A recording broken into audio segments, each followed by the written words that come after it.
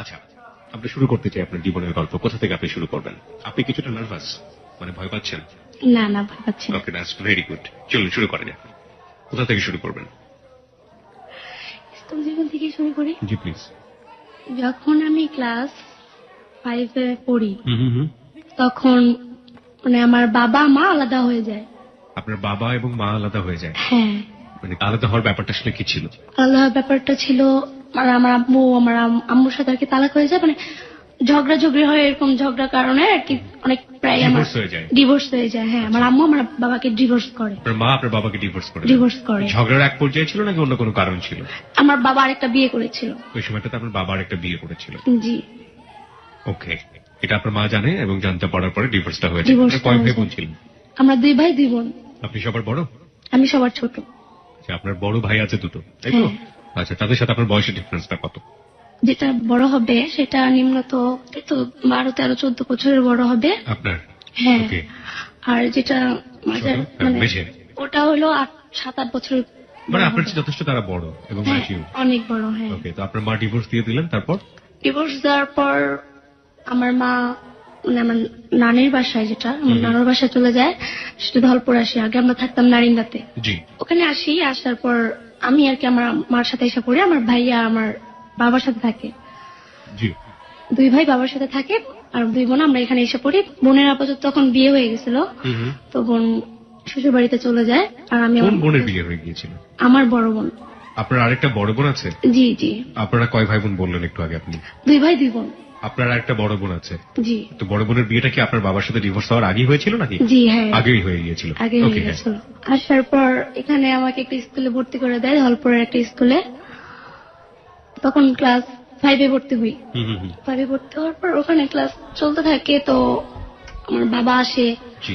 আসা যাওয়া করে, আমাকে দেখে, আমাকে নিয়ে যায়, আবার দিয়ে যায়। জি। কিন্তু আমার মা যায় না, আর অনেক চেষ্টা করে নেওয়ার জন্য, যায় না। ওকে, আপনি তো মার সাথেই তখন ছিলেন? হ্যাঁ, আমি তখন আমার মার সাথেই ছিলাম। ওকে।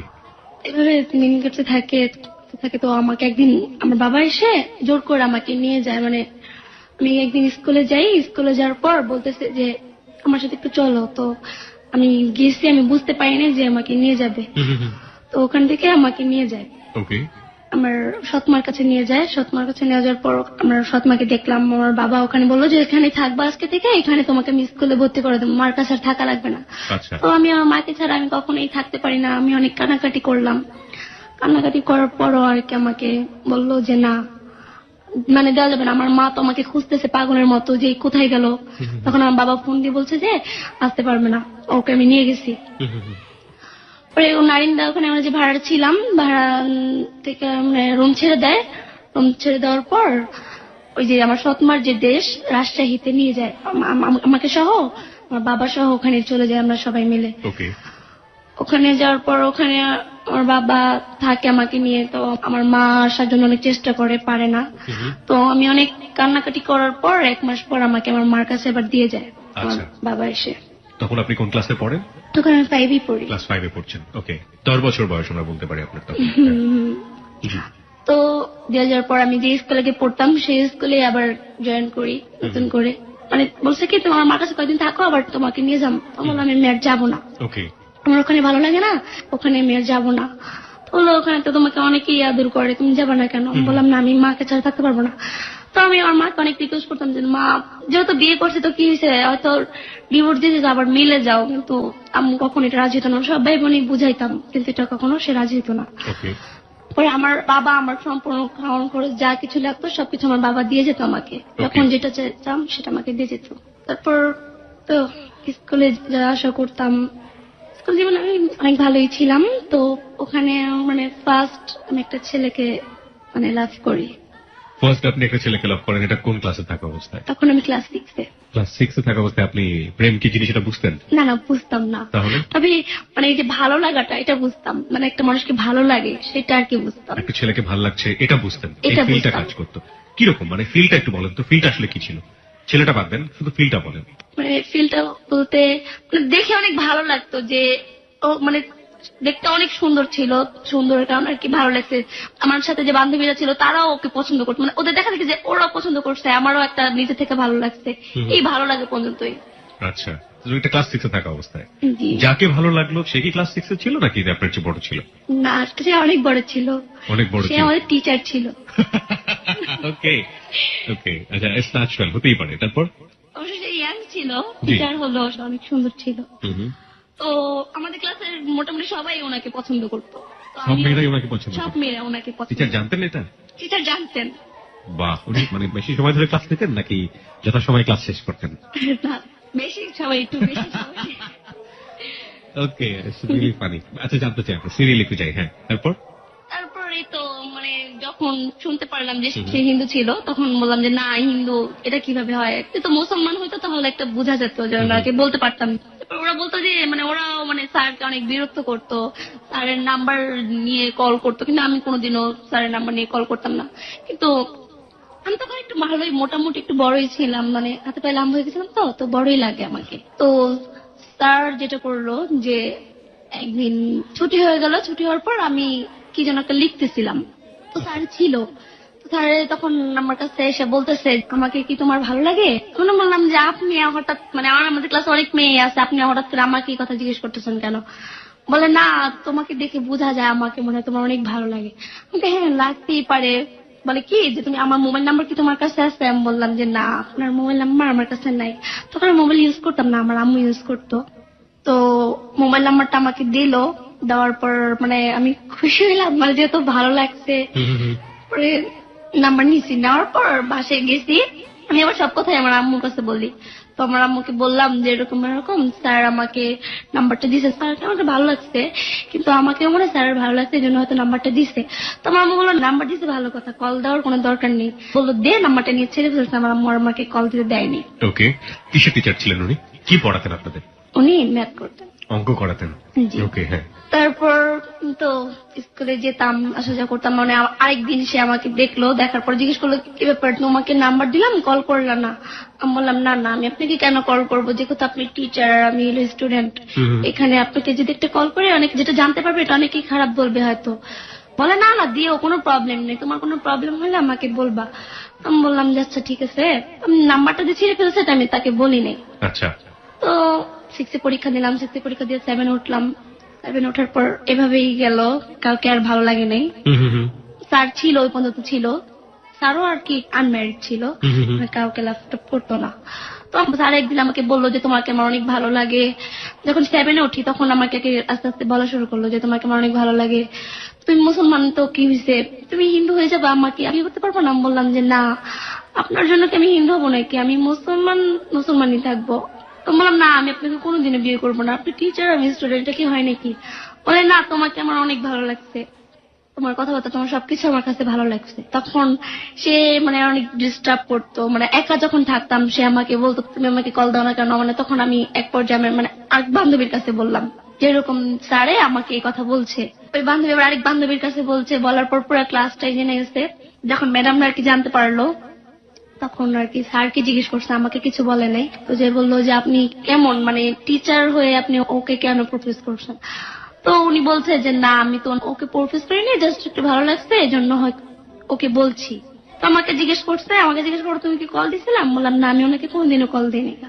তো এটা নিয়ে আর কিছু হয়নি, বলছে ওনার সাথে আর কথা বলবা না, যদি কথা বলে আমরা আছে আমাদের কাছে বিচার দিবা। তো মানে এইভাবেই 7 থেকে আবার 8 উঠলাম। যেটা হলো আর কি, এটা ওঠার পর আমার দুলাভাইয়ের ফ্রেন্ড, দুলাভাইয়ের সাথে একদিন আসছিল আর কি। আসার পর আমাকে হয়তো ভালোভাবে দেখেনি, কিন্তু তাকে আমি ভালোভাবে দেখছি। মানে আমার আব্বু আমাকে অনেক চাপ দিতেছে বিয়ের জন্য, যে ওকে তাড়াতাড়ি বিয়ে দিতে হবে, এই জন্য আর কি আমার দুলাভাই দেখাইতে নিয়ে আসছিল, কিন্তু আমি সামনে যাই নাই। তো দেখার পর ছেলে চলে যায়, আমি আমার বাসায় থেকে যাই। তারপরে আমার আব্বু কি করলো, আবার আসলো, আসার পর বললো যে চলো তোমাকে আবার নিয়ে যাবো। কয়েকদিন স্কুল বন্ধ দিছে, তারপর রাজশাহীতে যে আবার থেকে আসলাম। ওখানে যাওয়ার পর অনেক ছেলে দেখাইছে, আমার পছন্দ হয়নি। আমি বললাম যে না, আমি আর কয়েকদিন যাক না কেন, আমি লেখাপড়াটা শেষ করি না, মেট্রিক পরীক্ষাটা দিই, তখন না হ্যাঁ বিয়ে করবো। আমার বাবা বললো যে না, আমার অনেক বয়স হয়েছে, তুমি যেহেতু সবার ছোট আছো, তোমাকে বিয়েটা দিয়ে যেতে হবে। তো দেখাইলো, আমি বললাম যে না, গ্রামে বিয়ে করে আমি থাকতে পারবো না, যেহেতু আমি কোনো কাজই জানি না। গ্রামের ছেলেদের আমি এমনি একটু কম পছন্দ করতাম। তো বলতাম যে না, গ্রামে বিয়ে করবো না, বিয়ে করলে ঢাকায় বিয়ে করবো, যেহেতু গ্রামে বিয়ে করে আমি কোনোদিনও থাকতে পারবো না। গ্রামে আপনি কখনো থাকেননি? থাকি নাই। তো যেমন বললাম না দুলাভাইয়ের ফ্রেন্ড, হুম হুম। ওর নাম্বারটা দুলাভাই আমাকে দিল। নাম্বারটা দেওয়ার পর আমাকে বলতেছে যে মানে একটু কথা বইলো, জাস্ট বেশি কথা বলবা না, তো তোমার সাথে কথা বলতে চাচ্ছে, তুমি কথা বইলো।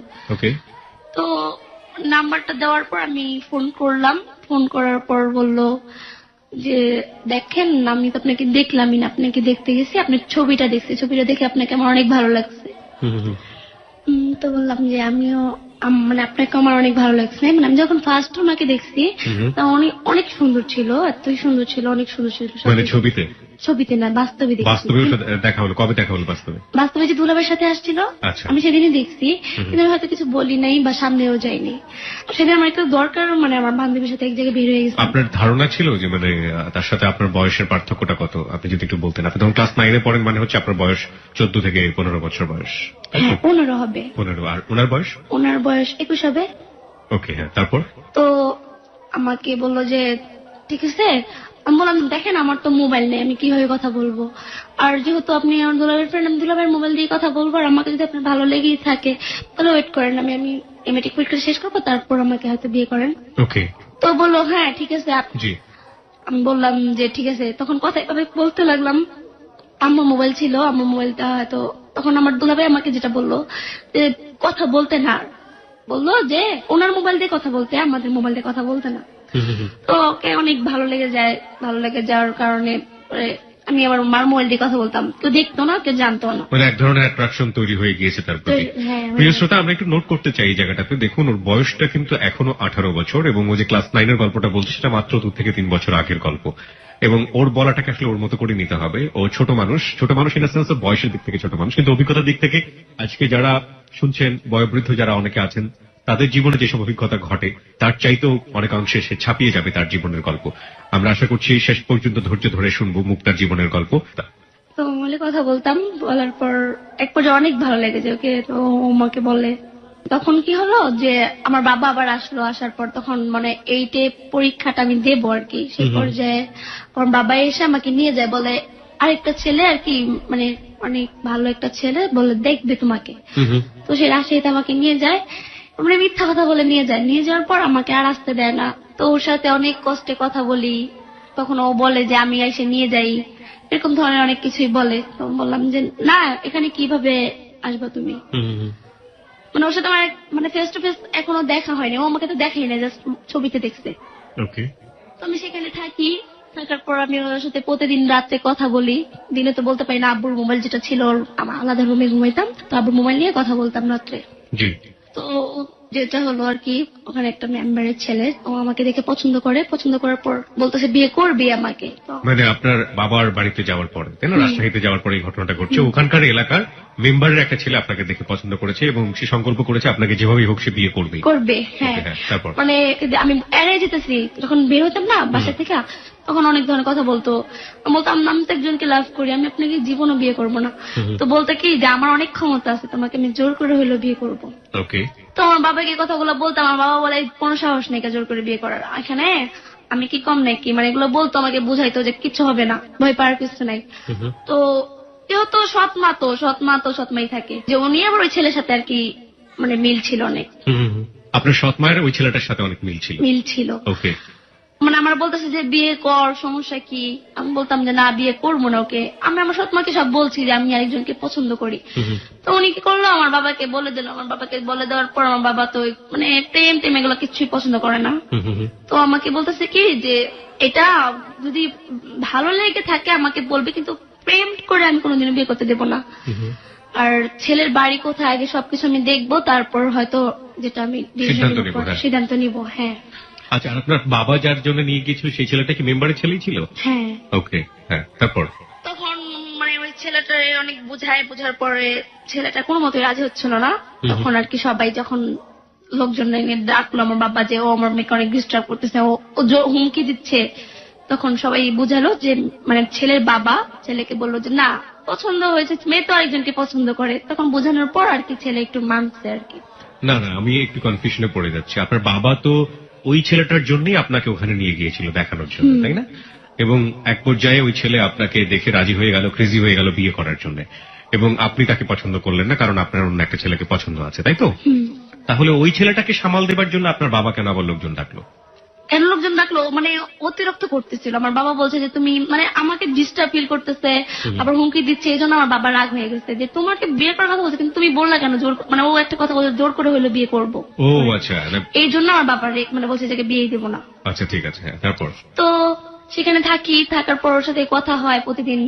ওর দিনে কথা বলতে পারতো না, দিনে কি একটা জব বলে করতো, জবের কারণে দিনে কথা বলতো না, রাত্রে 8-9টার পর কথা বলতাম, সারা রাত কথা বলতাম। জি। তো ও বলতেছে যে আসো তোমাকে দেখি, এ পর্যন্ত দেখি নাই, আসো না দেখি তোমাকে। এ পর্যন্ত দেখি নাই মানে আপনার সাথে একবার দেখা হয়েছে? না না দেখে নাই তখন আমাকে, আমি ওকে দেখছি। তো আপনি ওকে দেখেছেন কিন্তু ও আপনাকে দেখেনি? আমাকে দেখে আপনি ওকে কিভাবে দেখলেন?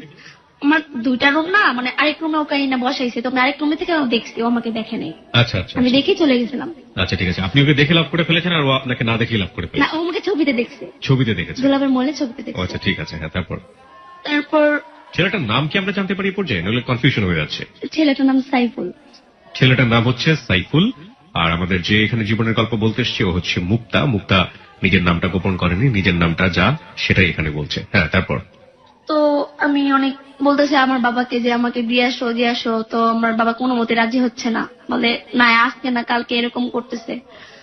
আমার সৎ মা আমি থাকলে এখানে তার অনেক সমস্যা হয়, দেখা যাচ্ছে যে আমার বাবা আমার প্রতি সব মানে আমি যা বলি তাই শোনে, আমার বাবা ওনার কথা আর শুনে না, মানে এই জন্য উনিও আমার সাথে মিল দিছে, বলে কি যে তুমি চলে যাও, দরকার পড়লে গাড়িতে আমি তোমাকে উঠাই দিই, তুমি তোমার বাবাকে না বলে চলে যাও। কিন্তু আমি এটা রাজি হইনি, আমি বললাম আমি জীবনও একা একা এত দূর থেকে কোনোদিনও কোথাও যাইনি। তো অনেক রিকোয়েস্ট করছে যে তুমি চলে যাও চলে যাও, যেহেতু ওই ছেলেকে লাভ করো, ওই ছেলের সাথে কথা বলতো বলতো আইসা নিয়ে যা। আমি বলতাম না, করতাম যে না এখানে আসলে অনেক খারাপ দেখা যাবে এটা। তো তখন মানে আমি খাওয়া দাওয়া ছেড়ে দিচ্ছি যে আমি খাবো না, আমাকে যে পর্যন্ত না দিয়ে আসবা আমি এটা করবো এটা করবো এটা বলতাম আর কি, ভয় দেখাইতাম। তখন আমার বাবা একটু অসুস্থ হয়ে পড়ে, অসুস্থ হয়ে পড়ার পর বলে যে ঠিক আছে তোমার মাকে আইসা নিয়ে যেতে বলো। তো আমার আম্মুকে আমি অনেক কান্নাকাটি করে বলি, আমার আম্মু আর থাকতে পারে না, এখানে রাজশাহীতে যায়। যাওয়ার পর ওখানে যে আমাকে নিয়ে আসে, তাই আমার আব্বু বলে যে মানে বললো যে যে ছেলেকে পছন্দ করে আগে আমরা দেখবো তারপর। বলার পর আমাকে দিয়ে দেয়, তারপর আমরা ঢাকায় আসি। সেদিন রাত্রে আর কি ঢাকায় এসে সারা রাত ওর সাথে মোবাইলে কথা বলতে বলতে ঢাকায় আসি। আমার ফ্যামিলি মোটামুটি সবাই জেনে গেছে পরে আর করার কথাটা। তো ঢাকায় এসে পর দেখা করার কথা আমাদের, যে দেখা করব। ও বললো যে ঢাকা যেহেতু আসছো মানে এভাবে মোবাইলে যে মানে ওর সাথে কথা বলছি প্রায় 6 মাস, 6 মাস পর আর কি আমাদের 6 মাস পরে দেখা হওয়ার একটা সম্ভাবনা। হ্যাঁ, আর এর মাঝখানে টিচার তো কোথাও হয়ে গিয়েছে। টিচারের মাথাতে নেই, টিচারের মাথাতেও আপনি নেই না। This is called affectionate of love. এটা জীবনের সবারই কোনো না কোনো পর্যায়ে হয়, ছোটবেলাতে একেবারেই, যেটা সিলেবাসহীন, যেটা লজিকহীন এবং কোনো না কোনো ভাবেই সেটার সাথে যায় না, সেরকম কাউকে না কাউকে মনে ধরে যায়। এবং সাইমultaneously যখন ওই জীবনে কোনো না কোনো ভাবে আঁকড়ে ধরার মতো কেউ চলে আসে, তখন ওই পূর্বের মানুষটা মাথা থেকে ডিলিট হয়ে যায়। যাই হোক, ন্যায় অন্যায় দিয়ে আসলে দেখা যাবে না, বয়সটাকে আসলে বিচার করতে হবে। সেই বয়সে এটা খুবই স্বাভাবিক ছিল, কিন্তু টিচার তার জায়গা থেকে যেটা করেছে সেটা কিন্তু ঠিক হয়নি। ওকে, হ্যাঁ তারপর আপনি যেটা বলছিলেন যে 6 মাস পরে আপনাদের দেখা হতে যাচ্ছে। তো সেদিন রাতে কথা বললাম যে কালকে আর কি দেখা করবো এরকম আর কি। তো দুইজনের মধ্যে অনেক যে দেখা করব, কিভাবে যাব, অনেক কিছু ডিসিশন নিছি। তো বলতেছে যে যেদিন দেখা করবা সেদিন তুমি আমাকে এসে প্রথম দিনেই এসব। হ্যাঁ, ও ফান করে বলছে, এটা আমি আর বুঝি নাই। তো এই কথা বলার পর আমি বলছি আমরা দেখাই করবো না। মানে আমি বললাম যে তুমি আমাকে এই ধরনের কথা বললা, মানে ও বলতো না মোবাইলে আমার সাথে রোমান্টিক কথাগুলা, যে আমরা এত কথা বলতাম, সারা কথা বলতাম, রোমান্টিক কথা আমার সাথে বলতো না। তো আমি বললাম যে না, তখন ও রাগ হয়ে গেল যে কি ব্যাপার, আমি তোমার কাছে চাইতেই পারি যেহেতু তুমি আমার লাভার, আর আমি তাহলে কার কাছে চাবো। বললাম যে ঠিক আছে তুমি যা কিছু করার বিয়ের পর করো, বিয়ের আগে না। মানে আমি ওকে এটা বলতাম। তো বলছে ঠিক আছে তোমাকে ফান করে বলছি। বললাম আচ্ছা। তখন আমি ওর সাথে দেখা করতে গেলাম। ও তো আমাকে চিনবে, যেহেতু মোবাইলের ছবি দেখে আর বাস্তবে দেখাটা অন্যরকম। তো আমি ওকে ভুলে গেছিলাম, মানে 6 মাসের মধ্যে একবার দেখছি কোনো মতো, তাও চিন্তা করছি যে কিরকম হবে ও, মানে ও আমাকে চিন্তা করছে কিরকম হবে। তখন দেখা করতে গেলাম সায়দাবাদ, এই যে ওয়ান্ডারল্যান্ডটা আছে না, সেই ওয়ান্ডারল্যান্ডের এখানে আমরা। হ্যাঁ, এখানে ওখানে আমার ফার্স্ট দেখা আর কি। তো এলাম, যার পর ওকে কল দিলাম যে তুমি কোথায়। তো বললো যে আমি ওইখানে আছি। তো আমাকে আগে দূরের থেকে দেখছে, দেখার পর ও বলতেছে যে আমি আসবো না। তো বললাম যে কেন। বলে না না না ফান করে বলছি আসবো আসবো। তো আমি বললাম কি যে তোমাকে আমি দেখছি তাহলে আমিও চলে যাই, দেখো তো দুইজনে তাকে না সামনাসামনি আমরা কথা বলবো না, মানে দূরে থেকে আমরা দুজন দেখে কথা বলতেছি মোবাইলে। পরে পরে Okay. সামনে আসলো, ফার্স্ট যেটা আমাকে অনেকগুলা গোলাপ ফুল দেয়। ওকে, বিউটিফুল। তো আমাকে বললো যে তুমি না, আমি বললাম হ্যাঁ। ওরে রিস্কা নেয়, রিস্কা নিয়ে বলে যে চলো টিসিতে যাই আমরা ঘুরতে। বললাম যে না আজকে তো বাসায় মানে বলে আসি নাই, আরেকদিন যাব। তো ও আবার ওদিক দিয়ে ওর বাড়িতে যাবে, বললো যে আমি আমার বাড়িতে যাব। তখন আর কি হয় রোজার মাস ছিল, তো ওর বাড়িতে চলে যাবে। আর আমার বললো যে ঠিক আছে তোমার বাসায় তোমাকে দিয়ে আসি।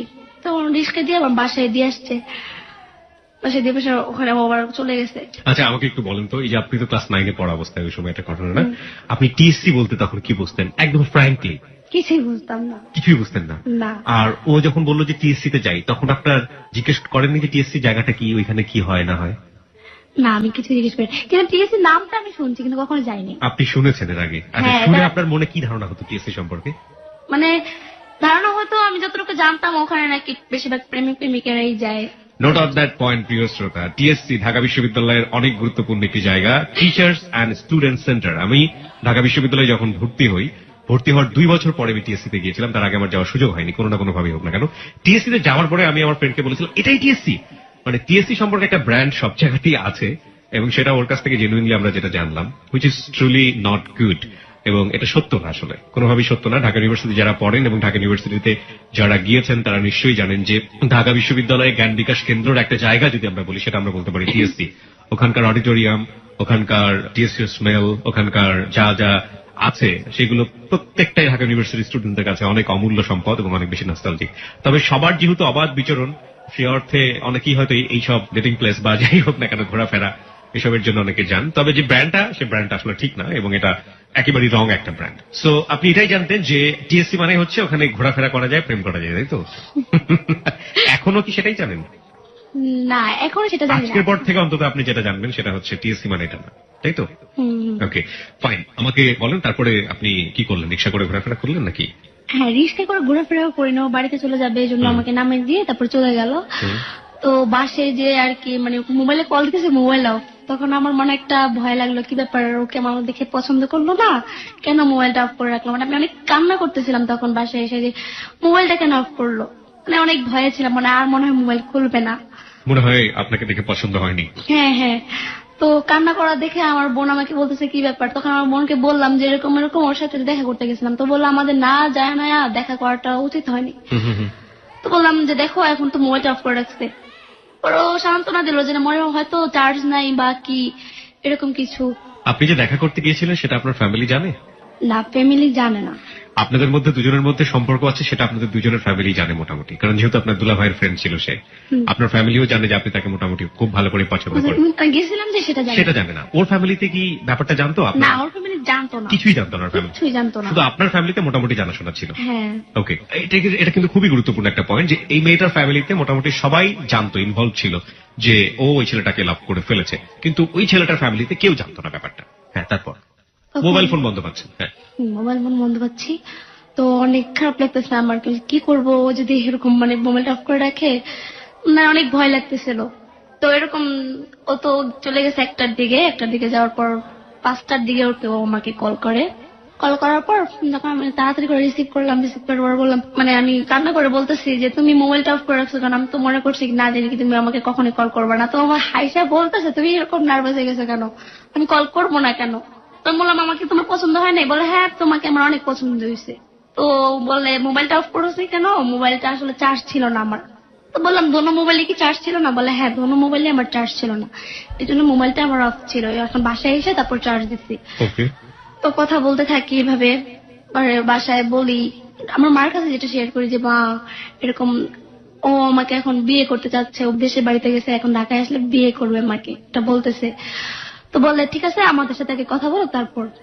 তো বাড়ি থেকে 1 সপ্তাহ পর ঢাকায় আসছে, আসার পর পরে দুলাভাই আর কি জানতে পারলো যে ওর সাথে আমার মোবাইলে কন্ট্যাক্ট হওয়ার পর বলেছে ঠিক আছে তুমি আমার বাসায় চলো। তো ওকে নিয়ে বাসায় আসলো, বাসায় এসে পর ও আমার মার সাথে কথা বললো, ভাইয়ের সাথে কথা বললো যে ওকে আমি লাভ করি বা ওকে আমি বিয়ে করবো, এরকম ধরনের কিছু বলতো। তখন আমি সামনে ছিলাম না। তোমার ফ্যামিলি বলে ঠিক আছে তোমাকে আমরা বিয়ে দেবো, কিন্তু তোমার গার্জেন আনতে হবে, তুমি কোথায় থাকো সেই ঠিকানা দিতে হবে। কিন্তু ও বললো যে না, আমার কিছুই দিতে পারবো না, আমার অনেক প্রবলেম, তো তার জন্য আমি দিতে পারবো না, আমার ফ্যামিলিকে না জানিয়ে আমার বিয়ে করতে হবে, আমার ফ্যামিলি জানলে এটা মানবে না। ওকে। তো আমার মা বললো যে মানবে না তাহলে বিয়েও দিব না। ঠিক আছে, আমার মেয়ের সাথে আজকের পর থেকে কোনো কথা বলবো না, যদি ও ফোন দেয় ফোন রিসিভ করবো না। ওর কি অনেক মানে ঘিন জিনিসটা অনেক ছিল, যে আর একটা কথা বলবে কেউ, সেটা অনেক রাগ হইতো। ইমোশন ছিল, ঘিন থাকা, মানে এক ধরনের ইমোশন ছিল, অভিমান ছিল, অনেক অভিমান ছিল। হ্যাঁ, তো আমার মা ভাই অনেক রাগ ভাবে ওর সাথে কথা বলে। তো ও এটা আর কি মনে মনে রাখে, মনে মনে রাখার পর বাসায় যায়, বাসায় যাওয়ার পর আমি ফোন দিলাম। আমি তো অনেক খুশিতে ছিলাম যে হয়তো রাজি হয়েছে সবাই। তো বলে কি তুমি আমার ফোন দিবা না আজকে থেকে। আমি বললাম যে কেন? বলে দিবা না। তো কেটে দিছে ফোনটা। বলার সাথে সাথে ওকে আমি আবার ফোন দিই, কেটে দিতেছে বারবার। যখন মানে বারবার কল দিতে রিসিভ করছে, রিসিভ করার পর বললাম যে কি হয়েছে আমাকে একটু বলো। বললো এরকম তোমার ফ্যামিলিতে রাজি হবে না, তাহলে আমার সাথে আর কথা বলে কি লাভ বলো, আর শুধু শুধু দুজনই কষ্ট পাবো। তাহলে আমি বললাম যে চলো আমরা তাহলে নিজেরা নিজে বিয়ে করি। তো ও এটা রাজি হয়নি, এটা খারাপ দেখায়। তো আমি আমার বাসায় সবাইকে বললাম যে না, ওকে ছাড়া আমি কাউকে বিয়ে করতে পারবো না। ওরা বলে যে না, করতেই হবে। ও আর কি মানে আমার সাথে ঠিক মতো কথা বলে নাই। আমার মা যেদিন পর থেকে বললো কথা বলে না। তো আমি আর কি মানে অনেক কান্নাকাটি করি বাসায়, যে ঠিক মতো খাওয়া দাওয়া করি না ওর জন্য। তখন আমার আম্মু দেখতে পারতেছে যে না, আমি অনেক অসুস্থ হয়ে পড়ছিলাম আর কি, ওর সাথে এরকম করতে করতে মানে না খাইতে খাইতে এরকম অসুস্থ হয়ে পড়ছিলাম। তো ওইটা জানার পর আমাকে ফোন দেয়। একটা জিনিস একটু বলেন তো আমাকে, যে ক্লাস 9-এ পড়া একটা মেয়ে, এক তো তার বিয়ে দেওয়ার বয়স হয়নি, সেই সময়টাতে বিয়ে দেওয়ার চেষ্টা করছে ফ্যামিলি থেকে, এটা একটা অনেক বড় একটা অসঙ্গতি। আরেকটা যেটা, যে সেই সময়টাতে যদি বিয়ে সাথের ব্যাপারটা নাও হয়, তাহলে ফ্যামিলিগতভাবে প্রেমের ব্যাপারটা সাপোর্ট করার কথা না। বিশেষ করে আপনি যে ধরনের ফ্যামিলিতে বড় হচ্ছেন, একেবারে টিপিক্যাল মধ্যবিত্ত ক্লাস আমরা বলতে পারি, সেই জায়গাটা থেকে পরিবার থেকে কখনো শাসন করতো না আপনাকে, যে না প্রেম করা যাবে না, বকাঝকা করা, মারধর করা? হ্যাঁ, এটা তো অবশ্যই। আচ্ছা, এটা তো করতোই, মানে ওদের সামনে তো কথা বলতাম না, হয়তো জানতো আর কি, দেখে নেই কখনো কথা বলতে, অনেক কষ্ট করে আর কি ওর সাথে কথা বলতাম। ওকে, তারপর? তো ও এরকম করতো, ফোন দিতাম তো ভালো মতো কথা বলতো না, আগে যেরকম একটা কথা বলতো সেরকম ভাবে আর কি কথা বলতো না আমার সাথে। তো আরেকদিন দুলাভাইকে অনেক রিকোয়েস্ট করলাম যে আরেকবার নিয়ে আসেন না, কেউ তো আমার সাথে কথা বলতেছে না। মানে দুলাভাইয়ের সাথে অনেক ভালো একটা বন্ধুত্ব ছিল। তো আমার দুলাভাই বললো যে ওকে অনেক রিকোয়েস্ট করছিল, তোমার দেশের বাড়িতে আমি যাই, দরকার তোমার মা বাবাকে আমি জানাবো না, দূরের থেকে তোমার বাড়িটা আমি দেখে আসবো। তো আমার শালিকে তুমি যদি পালে থেকে যাও তাহলে তোমাকে পাবো কোথায়, তোমার বাসার ঠিকানাটা তো দরকার আমাদের, আর কিছু দরকার নেই। মানে আপনার দুলাভাই যেটা বলছিল যে ঠিক আছে তোমার ফ্যামিলিকে জানাতে চাও না, সেটা তো আলাদা ব্যাপার, কিন্তু বিয়ের সাথে যদি হয় তাহলে অন্তত তোমার বাসার ঠিকানাটা আমরা জেনে রাখি, কারণ আমার শালিকে যদি তুমি ফেলায় পেয়ে যাও তাহলে তোমার বাসায় গিয়ে যেন তোমাকে ধরতে পারি, তাই তো? হ্যাঁ। ওকে। ও বলে না না, এই বাসার ঠিকানাই দেওয়া যাবে না। তো আমার দুলাভাই আমাকে যেটা এসে বোঝায়, মানে ওর বাসায় মনে হয় কোনো প্রবলেম আছে, হয়তো ওর কোনো বউটও আছে। তো আমি এটা বিশ্বাস করলাম না, যে 21-22 বছরের ছেলে, ওর আগে কিভাবে বউ থাকবে। আর ও তো দেশের বাড়িতে যাও আমার সাথে রাত্রে কথা বলে, কিন্তু বউ থাকলে তো কথা বলতে পারতো না আমার সাথে। তো আমি এটা বিশ্বাস করলাম, কোনো প্রবলেম আছে হয়তো, এই জন্য হয়তো দিচ্ছে না, হয়তো ভয় পাচ্ছে, বাবা মা ওকে জানাতে চাচ্ছে না, হয়তো মনে করছে আমরা জানাই ফেলবো, এই জন্য আর কি দিচ্ছে না। তো আমার সাথে কথা বলতেছেই না কোনো মতো, 2-3 দিন ধরে কথা বলে না। তো কথা না বলার পর আমি অনেক নার্ভাস হয়ে যাই ওর প্রতি, যে আমি এখন কি করব, ওকে ছাড়া এখন আরেক জায়গা আমার বিয়ে ঠিক করতেছে। ওকে। তো আমি বললাম যে না, আমি সেখানে বিয়ে করব না। ছেলে অলরেডি আমাকে এসে দেখে যায়, দেখে যাওয়ার পর পছন্দও করে, কিন্তু আমি রাজি হচ্ছিলাম না। তো ওকে জিনিসটা আমি জানাই, কিন্তু ও কোনো গুরুত্ব দেয় না। ফোন দিতেছি, আমি বলতেছি দেখো তুমি যদি ফোন না দাও তাহলে কিন্তু আমি কিছু করে ফেলবো। মানে এত জেদ উঠছিল তখন আমি মানে রাগের মাথায় মেসেজ লিখছি, মেসেজ লেখার পরও ফোন ধরতেছে না। তো আসলে মেসেজটা পড়ে নেই যে আমি কিছু একটা করে ফেলবো, এটা করলে হয়তো বলছে আর কি পরে যেটা। তো আমার ঘরে অনেক ধরনের ট্যাবলেট ছিল। অনেক ধরনের ট্যাবলেট? হ্যাঁ, আসলে অনেক কিছু ট্যাবলেট ছিল সেখানে। তো আমি সবগুলা নিয়ে খাই, খালি পেটেই খাই। কোন ধরনের কিসের ট্যাবলেট, কোথাকার ট্যাবলেট, কোনো কিছুই ছিল না, আপনি সবগুলো একবারে খেয়ে ফেললেন? হ্যাঁ, সবগুলো। এগুলো কিসের ট্যাবলেট ছিল আপনার জানা ছিল? হ্যাঁ, মানে ওষুধের বাক্সে অনেক ধরনের ট্যাবলেট, মাথা ব্যথার ট্যাবলেট আছে, জ্বরের ট্যাবলেট ছিল, প্রায় 40টা ট্যাবলেট হবে খাইছি আমি। 40টা ট্যাবলেট আপনি খেয়ে ফেললেন? কিসের জন্য? ওই যে ও ফোন ধরতেছে না, আবার বলে আরেক জায়গায় বিয়ে ঠিক করছে। ওর বিয়ে ঠিক হয়েছে নাকি আপনার বিয়ে ঠিক? আমার। মানে বিয়ে ঠিক বলতে ঠিক করতেছে। তো খালি পেটে খাইছি, তো বুকে অনেক জ্বালা পোড়া করতেছিল, আমি অনেকক্ষণ চুপচাপ ছিলাম। চুপচাপ তখন সহ্য করতে অনেক চিলেছে, তখন রাত 12টা বাজে। চিনার পর আমার আম্মু বলতেছে কি ব্যাপার, মানে আমার আম্মু অনেক ভয় পেয়ে গেছে। আমার আম্মু এমনি আমাকে অনেক কাজ করতো, তো দেখা সে কাঁদতেছে মানে অনেক জোরে জোরে। তখন আমার পাশের ঘরে যে বাড়িটা ছিল যে বললো তুমি কিছু খাইছো, আমি বলতেছি না না কিছু খাইনি। তখন আমার আম্মু ট্যাবলেটের খোসাগুলো যেগুলো নিচে পড়ানো দেখছে, তো দেখার সাথে সাথে আমার ভাইয়া আবার আরেক আমার বোনের দেশের বাড়িতে চলে গেছিল, আমার বোনের বাসায় ঘুমাইছে। তো ভাইকে ডাইকা নিয়ে আসছে যে ওর এরকম ওজনে কি খাইছে। খাওয়ার পর 12টা বাজে ওখান থেকে আমাকে ঢাকা মেডিকেল নিয়ে যায়। ও ওইদিকে আমাকে কল করতে থাকে, মানে মেসেজটা পড়ার পর কল করতে থাকে আমাকে। আমি তো মোবাইলটা ঘরে থেকে যাই, সেখানে আমাকে ঢাকা মেডিকেল ভর্তি করে। ভর্তি করার পর আমার অনেক সিরিয়াস অবস্থা হয়েছিল, মানে অন্যরকম, মানে চোখ টুক নাকি আমার উল্টে গেছে। তখন আমার সেন্স ছিল না, আমি জাস্ট চিল্লিতেছি যে মানে আমার অনেক কষ্ট হইতেছে। প্ল্যান কি ছিল, মরে যাবেন? হ্যাঁ। ওকে। পুলিশ ওরা বলতেছে কেন খাইছে বা কি, আমার আম্মু তো জানে কেন খাইছে, মানে হয়তো এই কারণে খাইছে। তখন আমার আম্মু বলছে কি, মানে ওখানে আমার বলতেছে যে জিজ্ঞেস করলে তোমার বলবা যে আমার মার সাথে আমি রাগ করে খাইছি, অন্য কোনো কথা এখন বলবা না, তাহলে কিন্তু একটা খারাপ দেখা যাবে এখানে। পুলিশ আসতেছিল তাই তো? পুলিশ তো আমাকে ওয়াশ যেখানে করে সেখানে ওয়াশরুমে ঢুকায়, আমার আম্মু ঢুকে ওয়াশ করে। সেদিন ওয়াশ করার পর আর কি কিভাবে ওয়াশ করে, কেমন লাগলো, ফিলিংসটা কেমন ছিল একটু বলেন, কারণ যারা এরকম চিন্তা ভাবনা করে তারা একটু জেনে রাখুক এবং সেটা তারা আসলে সেটা এতই কষ্ট ছিল, এতই কষ্ট যে আমার লাইফে আমি এরকম মানে কষ্ট কোনো কি করেছিল। আপনাকে পাইপ দিয়েছিল? হ্যাঁ, 2 হাত ভাজছে, তারপরে 2 পাও ভাজছে। তারপর আমি পাইপ তো সহজে ঢুকাইতে চাই না, মানে এমন মোটা পাইপ গলার ভিতরে মানে এভাবে মুখ চেপে ধরে ঢুকাই দেয় তাই। ঠিক আছে, মানে এত কষ্ট হয়েছে, মানে আমার দম তো আটকে আসতেছে যখন পাইপ দিয়ে পানি দেয় এগুলা বের করে। মানে বাগানে পানি দিয়ে এক ধরনের পাইপ দেখেছেন? হ্যাঁ, অনেক মোটা পাইপ, ওই টাইপ মোটা পাইপ। হ্যাঁ হ্যাঁ, অনেক মোটা পাইপ ছিল। তার কত নোংরা কার্পেটের মধ্যে ঢুকে চাললাম জানে। যাই হোক, যারা এসব চিন্তা ভাবনা করেন তারা কিন্তু এগুলো একটু চিন্তা ভাবনা করে দেখবেন। হ্যাঁ, পাইপটা কিন্তু গলার ভিতর দিয়ে যাবে। যাই হোক, তারপর তো মানে অনেক কষ্ট হয়েছে, মানে হাত তো বাঁধা, মানে লড়তে পারতেছি না, চড়তে পারতেছি না, দেখতে আমার কান্না করতেছে, আমার এদিক দিয়ে কষ্ট লাগতেছে, মানে আইটু আমি মরে গেতাম এরকম লাগতেছে আমার কাছে। তো আমার আম্মু আর কি সিনটা দেখতে পারতেছে না, আমার আম্মু ধুইয়া কাঁদতেছে যে তাড়াতাড়ি করেন, ও মনে আর বাঁচবে না, এরকম করতেছে কেন। তো ওয়াশ করছে, ওয়াশ করার পর আর কি 1 ঘন্টার মতো চেঞ্জ ছিল না। পরের দিন দেখে যে সুস্থ হয়েছি, তো সুস্থ হওয়ার পর পরের দিন আর কি ছেড়ে দেয়। ছেড়ে দেওয়ার পরে বাসায় আসি, বাসায় আসার পর দেখি ও কল দিছে, কল দেওয়ার পর রিসিভ করলাম। রিসিভ করার পর বললো তুমি কিছু করছিলাম, বললাম যে না আমি কিছু করিনি। ও আর কি জানে না কথাটা, আপনি যে এত কিছু হয়ে গেছে আমার। বললো কি আমার সাথে দেখা করো। মা তখন ছিল না বাসায়, ঠিক আছে, বোনের বাসায় ছিল, ভাবি আমার সাথে ছিল। ভাবিকে বললাম যে দেখা করতে যাই আমি। বলে আচ্ছা ঠিক আছে যাও, তাড়াতাড়ি এসে পড়ো, আম্মু আসার আগে যেমন এসে পড়ো, তাহলে কিন্তু আমাকে বকবে। তো দেখা, ও আবার হায়দ্রাবাদ আসলো, আসার পর দেখা করতে গেলাম। তো ও আর কি আমাকে একটা রেস্টুরেন্টে নিয়ে গেল, সেখানে আর কি বার্গার খাইতে দিছিল। আর আমাকে বলছে কোনো কঠিন একটা জিনিস খাইতেই না, মানে কলা দিয়ে পাইপ ঢুকেছে, আমি কিছুই খাইতে পারতাম না। তো আমাকে খাওয়াই দিতে কিছু, আমি খাইতেছি না। বলে কেন, কি প্রবলেম? আর বারবার দেখতেছে যে গলা এখান দিয়ে লাল ছিল, ছিল তো। বলে কি সে, মানে আমি কিছু বুঝছি না, তোমাকে অসুস্থ লাগতেছে। তো বলে কি সত্যি করে বলো তো আমার কাছে, মিথ্যা কথা বলবো না, আমি কিচ্ছু বলবো না। তখন আমি বললাম আর কি সব কথাটা। তো বলার পর আমাকে একটা থাপ্পড় মারছে। ওকে, থাপ্পড়ের রেশটা কিছুক্ষণ থাকুক, আমরা এই ফাঁকে ছোট্ট একটা বিরতি নিয়ে ফিরে আসি। থাপ্পড়ের পরের কাহিনীটুকু আমরা একটু মনোযোগ দিয়ে শুনতে চাই। এবং যারা এই ধরনের কাজ করেন ইমোশনালি, আজকে আমি একটু বলতে চাই, আপনারা নিশ্চয়ই জানেন যে জীবনের গল্প আসলে জীবনের মতো, এখানে আসলে কোনো অ্যাডভাইস আমরা দিই না, কখনোই দিই না এবং দিবও না কখনো। এবং প্রিয় শ্রোতা, আপনারা জানেন যে যাদেরকে আমরা এখানে নিয়ে আসি তাদের কাছ থেকে আমাদের অনেক কিছু শেখার আছে।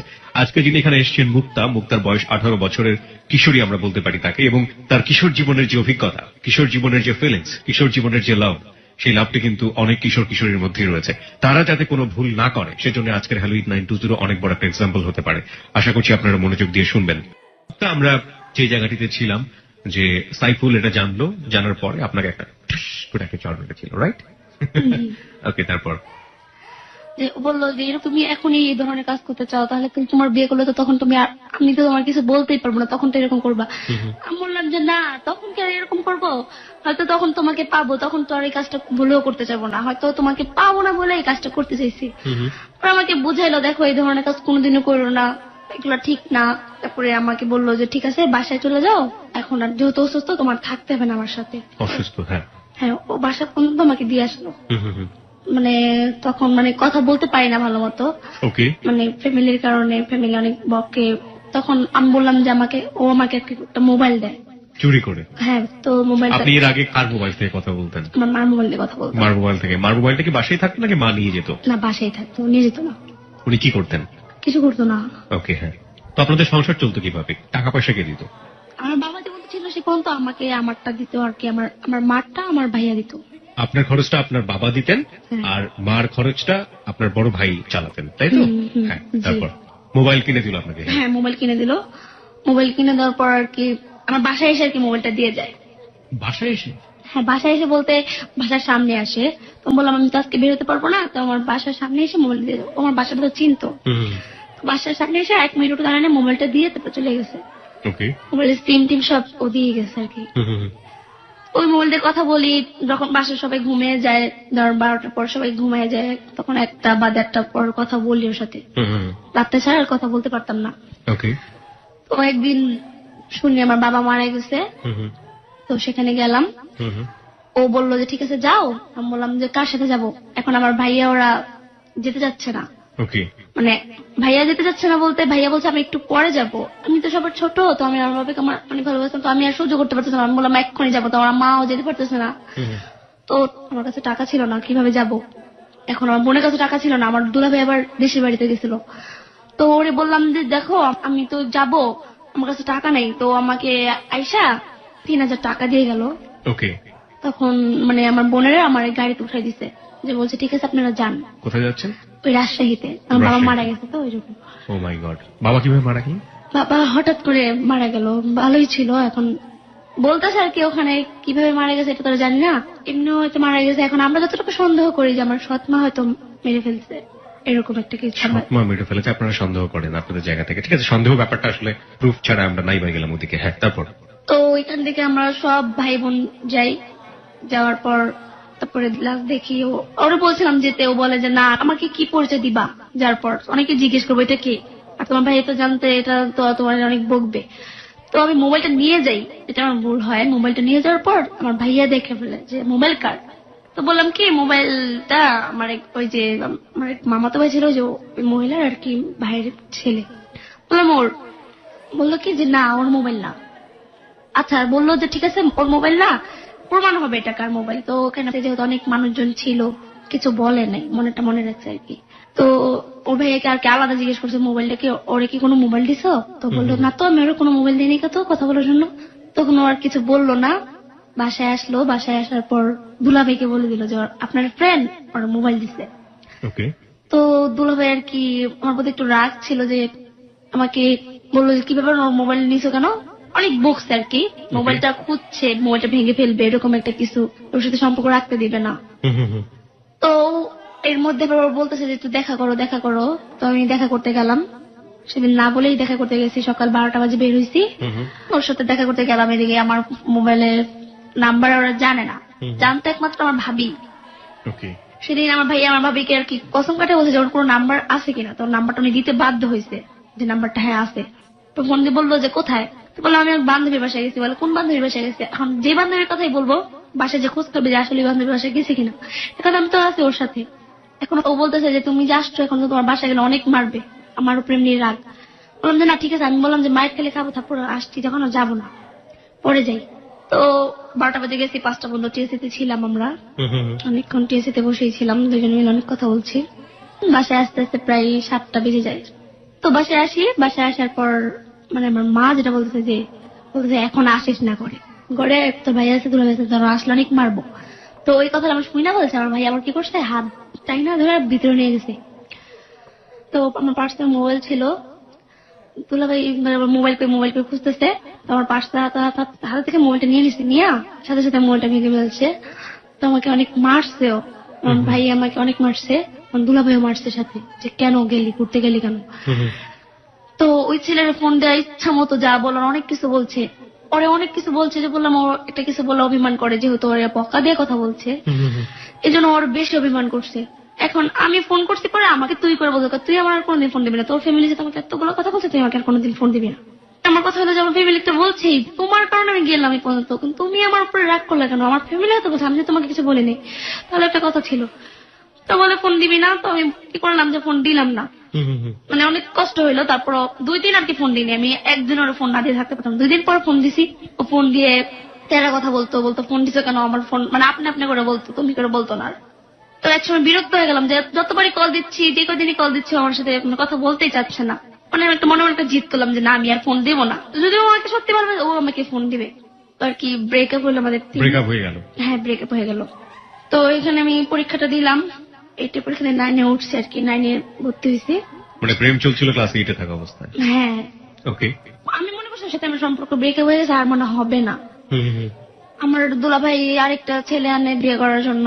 আমি তখন রাজি হয়েছি যে ঠিক আছে, মানে ওর বোধ একটা ওই আইসা করছে যে না, ও যে তোমার সাথে এত আমাকে দেখাইতেছে, আমাকে মানে চিন্তাছেই না, এরকম ভাবে কথা বলতেছে, আমিও পারবো না কেন, ও যত পারছে আমিও পারবো। ওকে। তো বললাম যে ঠিক আছে বিয়ে ঠিক করেন আমার, আমি বিয়ে করবো। তো বাবা মারা গেছে দেয়া। তো বললো যে ঠিক আছে দেখতেছি, কিন্তু 3 মাস ধরে ওর সাথে কথা হয় না, খাওয়া দাওয়া তো আমি ছেড়ে দিতে অনেক অসুস্থ হয়ে গেছি, মানে অনেক কানাকাটি করে কি করবো এখন, মানে ফোন দিলে মোবাইল বন্ধ। আমার যে নাম্বারটা জানতো ওই সিমটা আমি চেঞ্জ করে ফেলি। তো আমার দুলাভাইয়ের সাথে ওর কানেকশনটা ছিল আর কি, মাঝে মধ্যে দেখা হইতো, এটা সবাই জান। 3 মাস ধরে ওর সাথে কথা হয় না। দুলাভাইয়ের সাথে দেখা হওয়ার পর বলে যে ও কই, বললো যে বাসায়। বললো যে দোস্ত একটু দেও না, একটু ওর সাথে একটা বার কথা বলি। তোর শালা আমাকে বকাবকি করার পর রাগ করছিলাম, রাগ করার পর ও আমার সাথে এখন কথাই বলে না। বলে না, কথা না বলাটাই বেটার, তোর কাছে আমরা বিয়ে দিবো না। রাগ করার কথা বললো। তো আমার দুলাভাই থেকে মোবাইলটা নিয়েছে, মোবাইলটা নিয়ে আমার মার যে নাম্বারটা ছিল, মা লেখা সেভ করা বুঝছে, নাম্বারটা নিচে নেওয়ার পর কল করলো। ও আবার নতুন সিম কিনছিল, তো নাম্বারটা চিনলাম, ফোনটা আমি রিসিভ করলাম। মানে সেদিন রাতটা আমি ওর ঘুমের ট্যাবলেট খেয়েছিলাম, ওর কথা মনে হলে আর কি আমি ঘুমের ট্যাবলেটটা খাইতাম। সকাল 9টার দিকে কল করছে, তো আমি ঘুম থেকে উঠে ফোনটা ধরলাম। ও বলতেছে কি ব্যাপার, তুই কি আমার একদম ভুলে গেলি, ফার্স্ট আমি চিনি নাই, কি ব্যাপার তুই করে আমার কি বলতেছে ঘুমের মধ্যে। তারপর আমি বললাম যে কে আপনি, কাকে চাচ্ছেন। তো কে আপনি বলে তো ফোনটা রেখে দিছে। ফোন রাখার পর আমি আবার ঘুমাই গেলাম, 1টার দিকে মনে ঘুম থেকে উঠছিলাম। ওঠার পর ওই নাম্বারই কল দিছি। কল দেওয়ার পর আমি বললাম হ্যালো আপনি কে, আপনি যে তখন ফোন করলেন তুই আমার ভুলে গেলি, আপনি কে, আমার চিনেন আপনি? বলে কি তুমি কি আমার চিনো নাই? তখন বলছে তুমি আমার চিনো নাই। তখন আমি বুঝছি, তখন আমি কান্না করতেছি। আমি বলি তুমি আমার এতদিন পর কল দিলা, 3টা মাস কিভাবে থাকলা? পরে বলে যে দেখো তোমাকে আমি কদিন পরে কল দিচ্ছি, তুমি সিম চেঞ্জ করে ফেলছো। আমি সিমটা আমি চেঞ্জ করে সিম আমার ফ্যামিলি চেঞ্জ করছে, এটা আমার কোনো দোষ নেই, মোবাইলটা আগেই ভেঙে ফেলছে। তখন বললো যে ঠিক আছে। ও বলে আরেকটা মোবাইল দিই তোমাকে। আমি বললাম না, মোবাইল এখন নিতে পারবো না আমি। 3 মাস পর যে কথা হলো আর কি, তো কথা বললাম সেদিন রাত্রে, সারা রাত কথা বলছি, প্রায় 5টা পর্যন্ত কথা বলছি। পরের দিন বললো যে দেখা করো আমার সাথে, 3 মাস ধরে তোমাকে দেখি না, তুমি কোন অবস্থায় আছো। 2 দিন পর আবার দেখা করলাম, টিএসসি তে গেলাম। টিএসসি তে যাওয়ার পর অনেকক্ষণ কথাবার্তা বললাম, ঘুরলাম ফিরলাম, তারপর আবার বাসায় চলে আসলাম। ওকে। বাসায় চলে আসার পর আমার মা জিজ্ঞেস করলো কোথায় গেছিলাম। তখন ওরা ভালো করে জানে যে ওর সাথে তো আমার কথাই হয় না, ওরা মনে করছে যে আমি অন্য হয়তো বান্ধবী, সেটাই বিশ্বাস করছে। ওকে। আমার আম্মু আবার দেশে যাবে, আমি বললাম যে ঠিক আছে, আমার মা তো দেশে যাবে, এখন তোমার সাথে আমি অনেক ঘুরতে পারবো। তানিয়া আপু আসবে, তানিয়া আপু নামে, তাকে আমার আম্মু অনেক বিশ্বাস করতো। তার হাজবেন্ড আবার বাইরে থাকে, ওর বাসা আমাকে থুয়ে যায় আর কি। তো বললো যে ঠিক আছে আজকে তাহলে দেখা করো। সেদিন আর কি দেখা করলাম। দেখা করার পর আমি বললাম যে দেখো তোমার বাসায় আমাকে নিয়ে যাও আজকে। বলছে আমার 1 বছর ধরে সম্পর্ক, তোমার বাসায় আমি চিনি না। বলে দেখো আমি তো ব্যাচেলার থাকি, আমার বাসায় গেলে অনেক প্রবলেম, বলবে তুমি এটা কে, কেন আনছো। বললাম যাবো, আমি জিদ করতে আমি যাবোই। তো বাসায় গেলাম, দেখলাম যে একটা ফ্যামিলির সাথে আর কি থাকে, ও একটা রুম নিয়ে একাই থাকে। ওকে। তো ওই মহিলা বলতেছে যে এটা কে, বললো দেখেন লাভার, ওরা আমি কদিন পর বিয়ে করবো। পরে মহিলা ওর সাথে একটা ভালো রিলেশন ছিল দেখে আর কিছু বলেন। ট্যাবলেটে তারপরে অনেকক্ষণ ছিলাম, তারপরে এসে পড়ছে আবার। ওকে। মানে সেদিন আর কি, মানে ওর রুমে যেদিন যাওয়ার পর সেদিন আর কি আমাকে করছে আর কি। ওকে, ঠিক আছে, আপনাদের রুমের ভিতরে বয়ফ্রেন্ড আর গার্লফ্রেন্ডরা খুব ক্লোজ একটা এনভায়রনমেন্ট পাস করেছেন, তাই তো? হ্যাঁ। ওকে। এটা আর কিছু না। তো বাসায় এসে পড়লাম, বাসায় এসে পর আবার পরের দিন ঘুরতে গেলাম। পরের দিন আবার ধানমুনি লেগে গেছি, তারপর সারাদিন ঘুরলাম, ঘুরে আবার বাসায় এসে পড়ছি। বাসায় এসে পর এখন আমাকে বলতেছে যে এই 3 মাসের মধ্যে তুমি কার সাথে কথা বলছো কিনা। আমি বললাম হ্যাঁ বলছি, একটা রং নাম্বার আসছিল, রং নাম্বার একটা কথা বলছি। বলে বলছো কেন? আমি বললাম যে দেখো আমি চিনি তো না, বলছি বলতে ধরো একটু টাইমটা একটু পাস করছি, চিনি না, তো ফোন করতো, ভাবিও কথা বলতো, আমিও কথা বলতাম।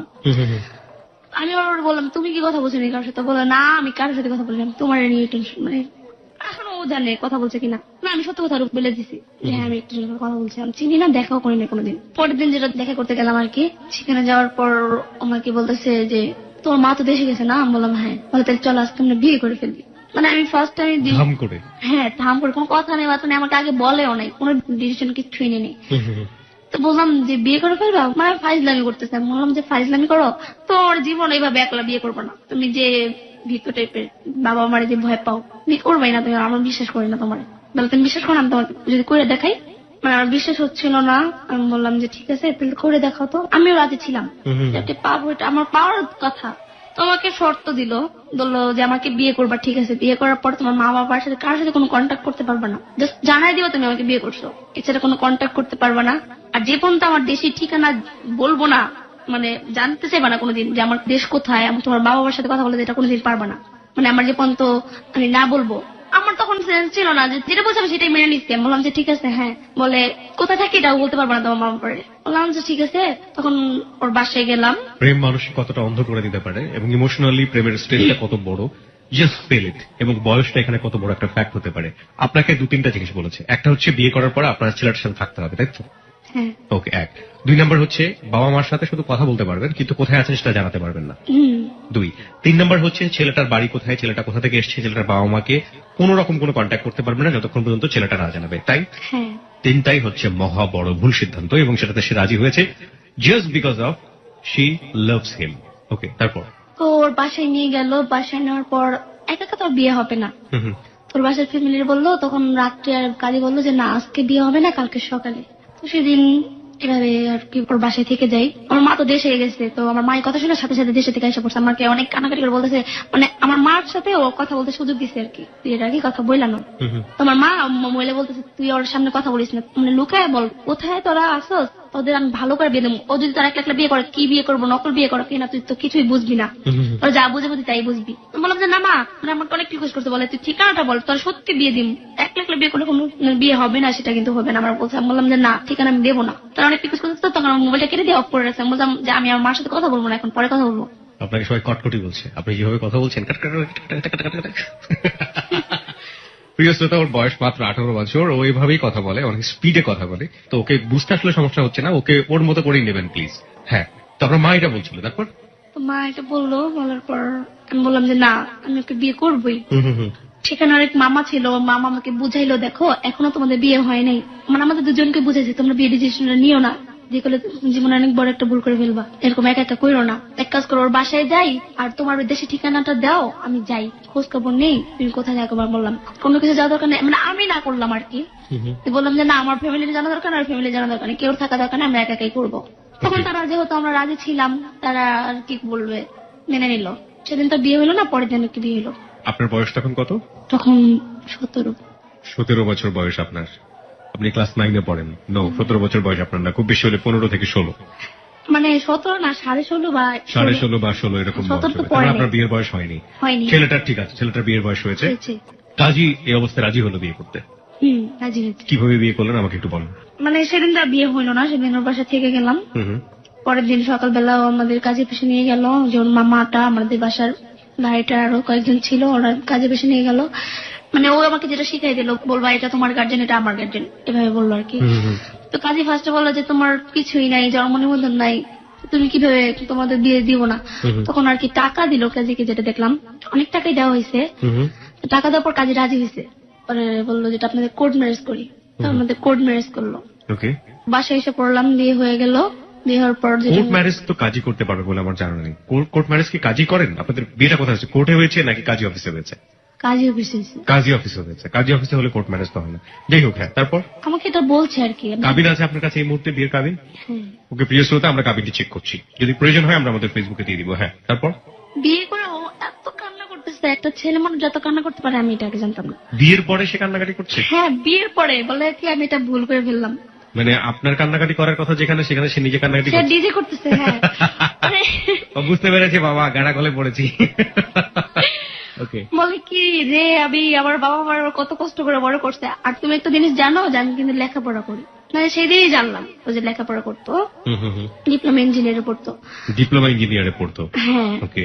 আমি বললাম যে আমি তো জানতাম না, তাহলে তো তোমাকে বিয়ে করতাম না, তোমার লেখাপড়া শেষ হলে আমাকে বিয়ে করতাম। বলে কি করবো, তোমাকে তো আমি হারাতে চাই না। ওর মার সাথে কি কথা বললো মোবাইলে, মানে যখন ওর মার সাথে কারোর সাথে কথা বলতো আমার সামনে আসতে দিত না, যে নাম্বারটা আমি দেখে ফেলি।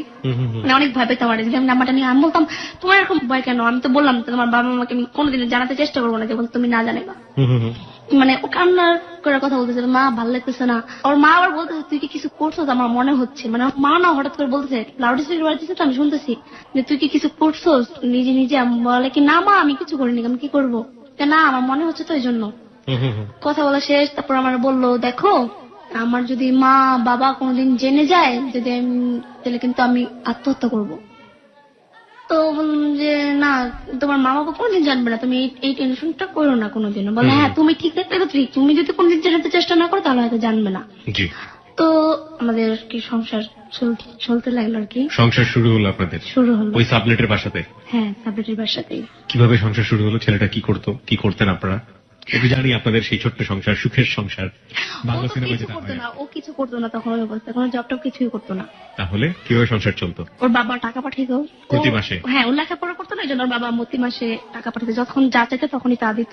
কি পরিমাণ টাকা লাগতো আপনাদের সংসার চলতে? যেহেতু আমি রান্না বান্না করতে পারতাম না, বেশিরভাগ মানে কখনোই রান্না করিনি বিয়ের পর, মানে হোটেল থেকে আইনা খাইতাম। তো হোটেল থেকে আইনা তো অনেক টাকাই যাওয়ার কথা, কত টাকা যেত তো তারা জানতাম না, তো আমাকে বলতো না। আমাকে একটু বলবেন যে আপনাদের যে সংসার জীবনটা শুরু হলো দুজন মিলে একটা সাবলেটের একটা রুমে সংসার, তো সেই সংসার জীবনটা একটু জানতে চাই, মানে কেমন ছিল সেই সংসার জীবনটা?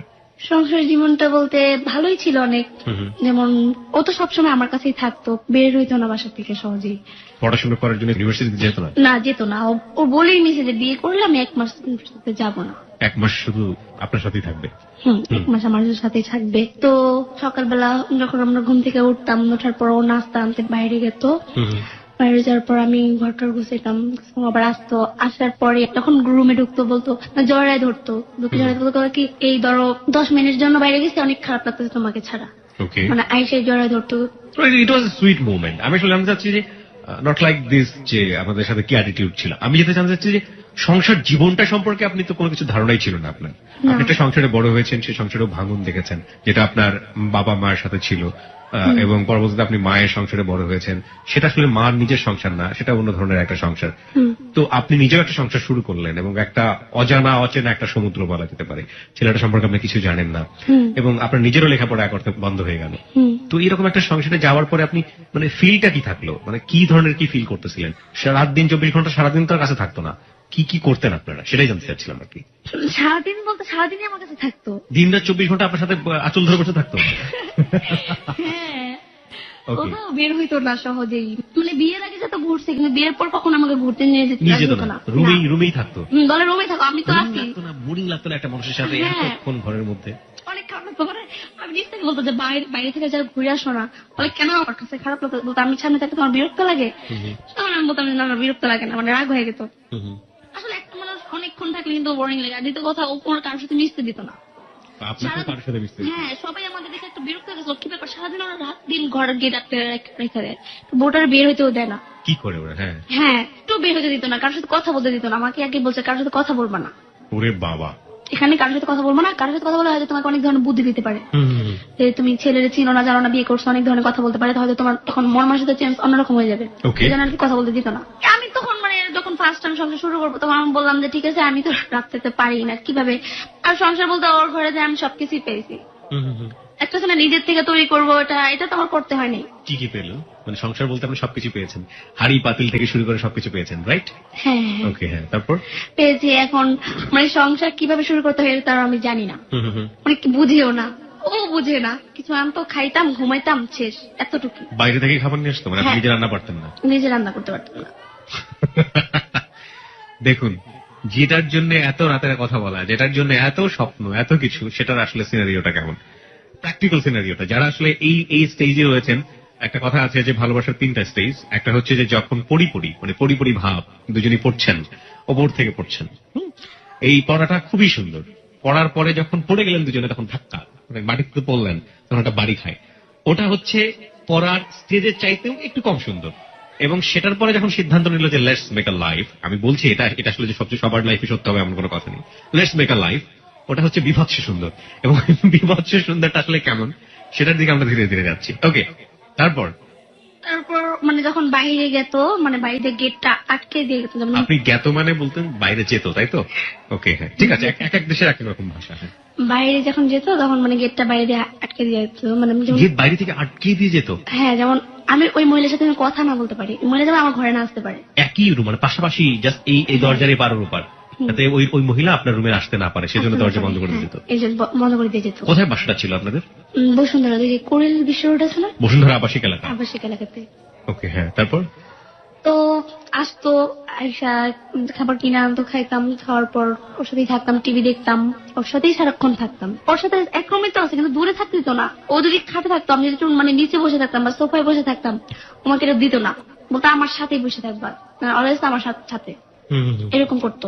বিরক্ত লাগতো অনেক, যে তখন একটা মানুষের সাথে কিভাবে মানে একটু লড়াচড় করতে দিত না, এরকম আর কি। মানে পুতুল, আমাকে পুতুলের মতো সাজায় রাখতো, এরকম করতো যে পুতুলের মতো যা বলবে আমার তাই শুনতে হবে। মানে বিরক্ত হয়ে গেছে, তারপর আমি কিছু বলতে পারতাম না, যে থাক বললে একটা কষ্ট পাবে, যেন বলতাম না। তো একদিন ও খাবার আনতে গেছে, সেদিন আমার গেটটা আটকে দিয়ে যায়নি, তো আমার গেটটা খুলে মহিলার সাথে কথা বলতে গেছি। মানে ওই মহিলা অনেক কিছুই জানে না, যে আমরা যেভাবে গেটে মানে কিছু জানে না। আমাকে তাকে দেখতে একবার মহিলা বললো যে তুমি ওর দেশের সম্পর্কে কিছু জানো? বললাম না, কিছুই তো জানি না। ওরা বলে জানো না, তাহলে এক কাজ করবা, ওর মোবাইল থেকে, ও যখন মোবাইলে কথা বলবে না, তখন তুমি মোবাইল থেকে ওর মার নাম্বারটা নিবা, নিয়ে তোমার মাকে দিবা, মানে আমাকে দিবা, আমি ওর দেশে ঠিকানা বুঝে পারবো। তো ওই মহিলাটা আমাকে বলছে না, আমি আসার পর ওকে এবার এসে বইলা দিছি। বইলা দেওয়ার পর মানে ওই মহিলার হাজবেন্ড কে বললো যে আপনার বউ আমার বউকে কথাটা শিখাই দিছে কেন, ওনার কোনো সমস্যা? তখন আর কি না করে দিছে, ওই রুম ছেড়ে দিল আর কি, মানে সাবলেটটা ছেড়ে দিল। ওকে। ওই যে ওর যে একটা মামা ছিল, সে আমার উকিল বাদ দিছিল আর কি, উকিল দিছিল, তো ওনার সাথে আর কি আমার রুম নিয়ে দিল। ওনার ওয়াইফ ছিল, দুটা বাচ্চা ছিল, তো ওনার সাথে রুম নিয়ে দিল। তো রুম ছাড়ার দিন ও আবার দেশে চলে গেছে। দেশে যাওয়ার পর বললো কি আমার মা আমার অনেক অসুস্থ, আমার যেতে হবে। বললাম যে ঠিক আছে, এখন রুম ছাড়বো, এখন আমি তো একা তো পারবো না, তখন আমি একাই আমার আর কি সামলাতে হলো। উকিল মামা যে ছিল, সে আমাকে আর কি হেল্প করছে অনেক। আমি বাসায় গেলাম, যাওয়ার পর এখন ও আমাকে ফোন করে বলতেছে, মানে ধরো আমি সারা জীবনে যদি না আসে তাহলে তুমি কি করবা? এই কথা বলার পর মানে শোনার পরে আমি কান্না করতেছি। আমি কি বলো, তোমার না, তোমার তো আমি পাবো না, যেহেতু তুমি কত কিছুই চিনি না। পরে বলে কি, কান্না করো না, আমি এসে পড়বো, এরকম কোনো চিন্তা তুমি নিও না। আমি মানে চিন্তা ছিলাম কখন আসবে। পরে দেখলাম সেদিন রাত্রেই এসে পড়ছে, আমাকে একা ঘরে একা কিভাবে ঘুমাবো। তো আমার মার সাথে আর কি বিয়ের 15 দিন পর আর কি কথা হয়, আর কি কথা বলতে দেয় অনেক, দেখে মার জন্য একটু কান্নাকাটি করে অনেক কথা বলতে দেয়। তখন আমার মার সাথে কথা বলার পর বললাম যে তাহলে আমার মার বাসাতে একটু ঘুরে আসি। ও বললো যে ঘুরে আসবা, ঠিক আছে, কিছু বলবা না আমরা কোথায় থাকি বা কোন জায়গায় থাকি, কিছুই বলবা না। আমাকে আর কি কসম কাটায়া বললো যে ঠিক আছে এখন যাও, আমিও দেশে যাই, তুমিও ঘুরে আসো। তো আমি গেলাম আমার মার বাড়িতে, ও দেশে গেল। দেশে যাওয়ার পর আমাকে একটা ফোন দিছিল, ফোন দেওয়ার পর মোবাইলটা আর কি আমি দেখি নাই। আমাকে এত ভালোবাসা কথা সন্দেহ আমার করে, বললে মোবাইল থেকে তুমি কোথায় গেছিলা? নিশ্চয়ই কোনো ছেলের সাথে দেখা করতে গেছো, এই জন্য তুমি বাড়িতে গেছো। এটা বলার পর আমার বেজস্কার হয়ে গেছে, কি ব্যাপার আমি এতদিন পর মার পাশে আসলাম, বলে ছেলের সাথে দেখা করতে আসছি। একটু পজ দিয়ে, অনেকের বুঝতে একটু সমস্যা হচ্ছে যে মানে আপনাকে যে মোবাইলটা দিয়েছিল, সেই মোবাইলটাতে ফোন এসেছিল আপনি যখন বাড়িতে থাকেন, তো মোবাইলটা ধরতে দেরি হয়েছিল বলে সে আপনাকে সন্দেহ করছে যে সেলফোনটা রেখে তুমি অন্য কোনো ছেলের সাথে কথা বলতে গিয়েছিলে, তাই তো? প্রিয় শ্রোতা, খুবই গুরুত্বপূর্ণ পয়েন্ট। এই সন্দেহটাও অনেক সময় ভালোবাসা জিনিসটাকে অনেক বেশি পরিমাণে কনজারভেটিভ করে তুলতে পারে। দেখুন, ওই মেয়েটার সাথে কিন্তু 3 মাস যাবত তার সম্পর্ক ছিল না। একটা পর্যায়ে সেই ছেলেটাই চায়নি, কারণ সেই ছেলেটাকে প্রচুর রাগারাগি করা হয়েছিল সাইফুলকে, এই মুক্তার পরিবার থেকে। 3 মাস পরে যখন বিয়েটা ঠিক হয়ে যাচ্ছে এবং যখন সে জানতে পেরেছে মুক্তার কাছ থেকে যে মিস কলে এসে একটা নাম্বারের সাথে কথা বলতো বা কিছু একটা, তখন এই ছেলেটার মনে হয়েছে ভালোবাসা থাকুক আর না থাকুক আমার হাত থেকে সে চলে যাচ্ছে। এবং যে কারণেই ছেলেটা এত বড় কি সমস্যা আমরা জানি না, যে পরিবারের সাথে যোগাযোগ করা সম্ভব নয়, পরিবারের সাথে কোনোভাবেই যোগাযোগ করিয়ে দেওয়া যাবে না, এটা শর্ত রেখেও, এই ঝামেলাটা রেখেও এত বড় রিস্কটা সে নিয়েছে এবং সে একটা পয়সা রোজগার করে না এবং একটা মেয়েকে সে বিয়ে করে বসে আছে।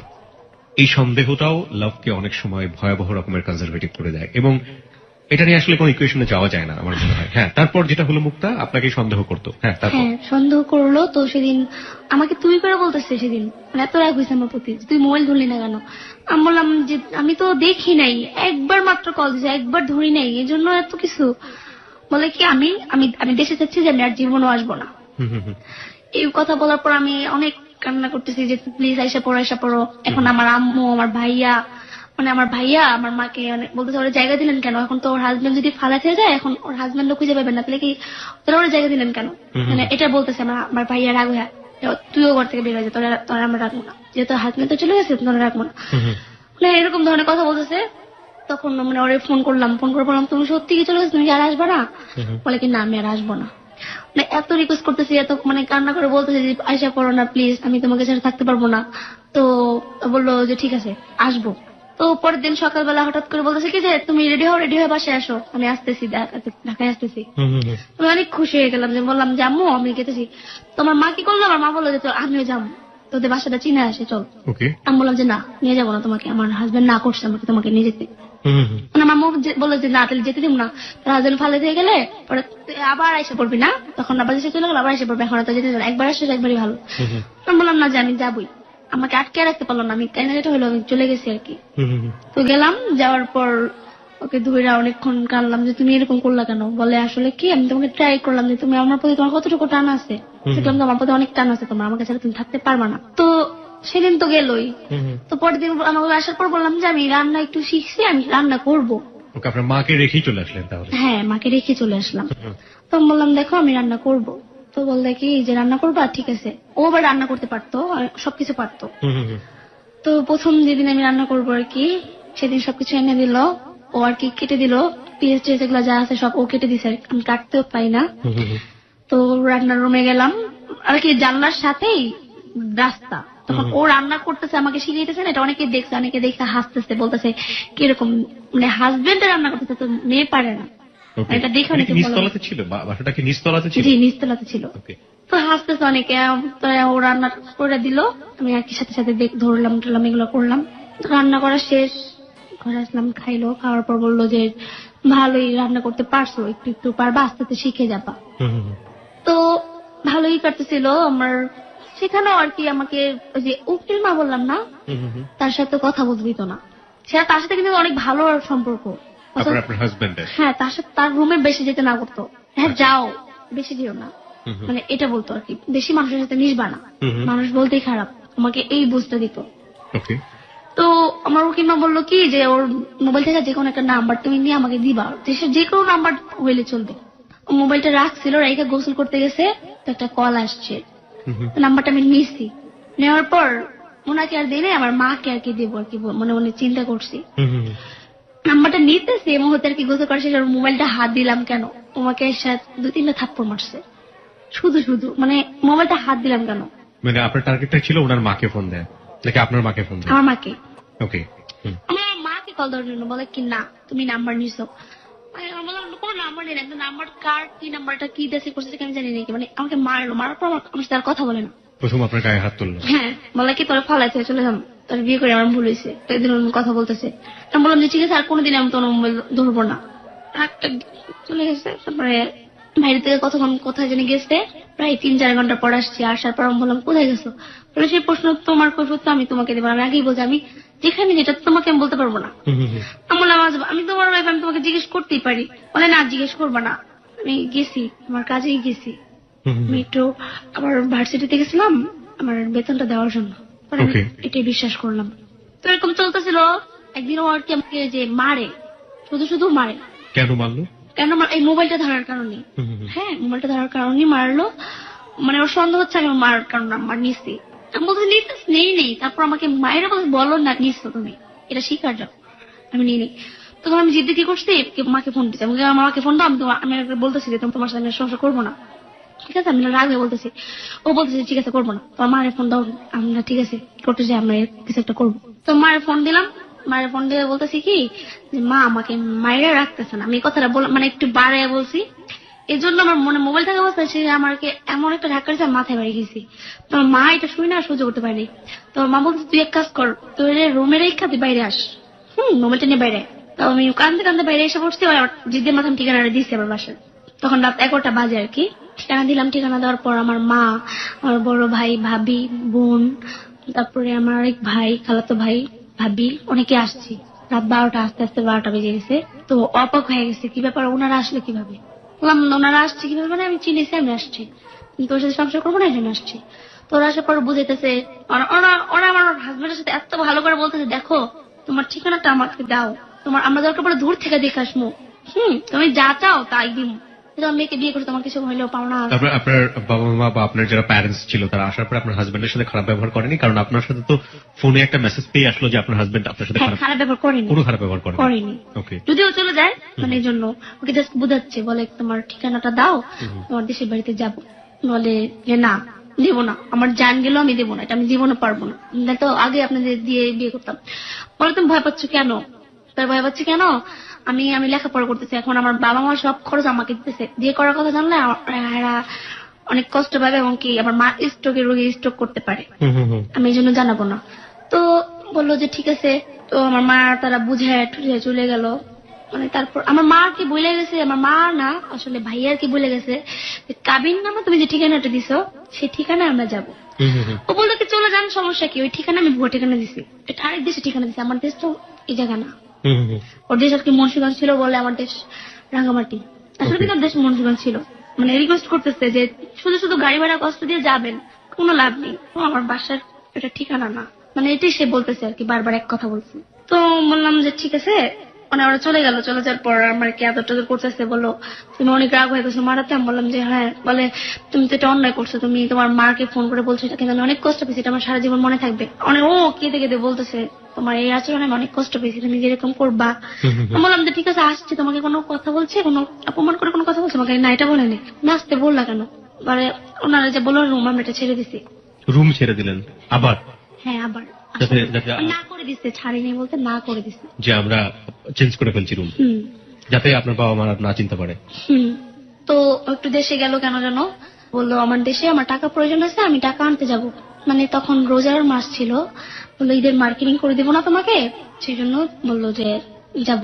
তো দেশে গেল, দেশে যাওয়ার পর ফোনে বলতেছে কি তুমি তোমার বাসায় চলে যাও, আমি আর আসবো না, এরকম ধরনের কথা বলতেছে। মানে তুমি মাঝে মাঝে এগুলো চলতো আপনাদের? বাসায় চলে যাও, আমি আর আসবো না, আমার সাথে দেখা হবে না। হ্যাঁ এগুলো বলতো আমাকে, কেন যে বলতো আমি নিজে জানতাম না। তো আমি কি করলাম, যে কথা বাসায় চলে গেলাম। বাসায় চলে যাওয়ার পর আমি বাসায় যে কান্নাকাটি করতেছি, আমার মা আমার ফোন দিল, কি ব্যাপারে তুমি এসে পড়ো? বলে না আর আসবো না, ঠিক আছে আপনার মেরে পারলে আমার বললেন আমার ভুলে যেতে, আরেক জায়গায় বিয়ে দিয়ে দিন, এগুলো বলতেছে।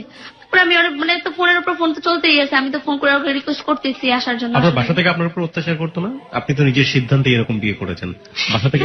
অত্যাচার বলতে ভাইয়েরা কথা বলতো, ভাইয়েরা বোনেরা, বোনের হাজবেন্ড অনেক ধরনের বাজে কথা বলতো, মা বলতো না। আচ্ছা। মা বলতো একটা ভুল করে ফেলছে, কি করার। তো বললো আর যদি তোর হাজবেন্ড তুই যাবি না, ঠিক আছে যাই দেখা করার আমরা একটা করবো, ওর দেশের বাড়িতে যাবো। তো ওই দেশের বাড়ি যাওয়ার কথা বলছি, আর বলছি ঠিক আছে আসবো না, বলে যে না আসবো না। তখন 25 বা 24 রোজা হবে, তো সেই রোজাতে এসে বলেছে কি যে আমি বাসায় আসছি, তুমি দাঁতের বাসায় আসো ধাম করে। হ্যাঁ ধাম করে। তো এই কথা শুনে আমি অনেক খুশি, ও আসছে আমি চলে যাই। এখন আমার মা আমার কিছুতে রাজি হচ্ছে না যেতে জন্য। এখন ভাইয়া বলতেছে যে তুই এবার যদি জাস্ট আর কিন্তু আসতে পারবি না, এই লাস্ট। তো আমি বললাম যে হ্যাঁ লাস্টই, মানে ও যদি বলতো আমি আর কার কথা শুনতাম না, মানে ওরা এত টেবল আপ করতাম।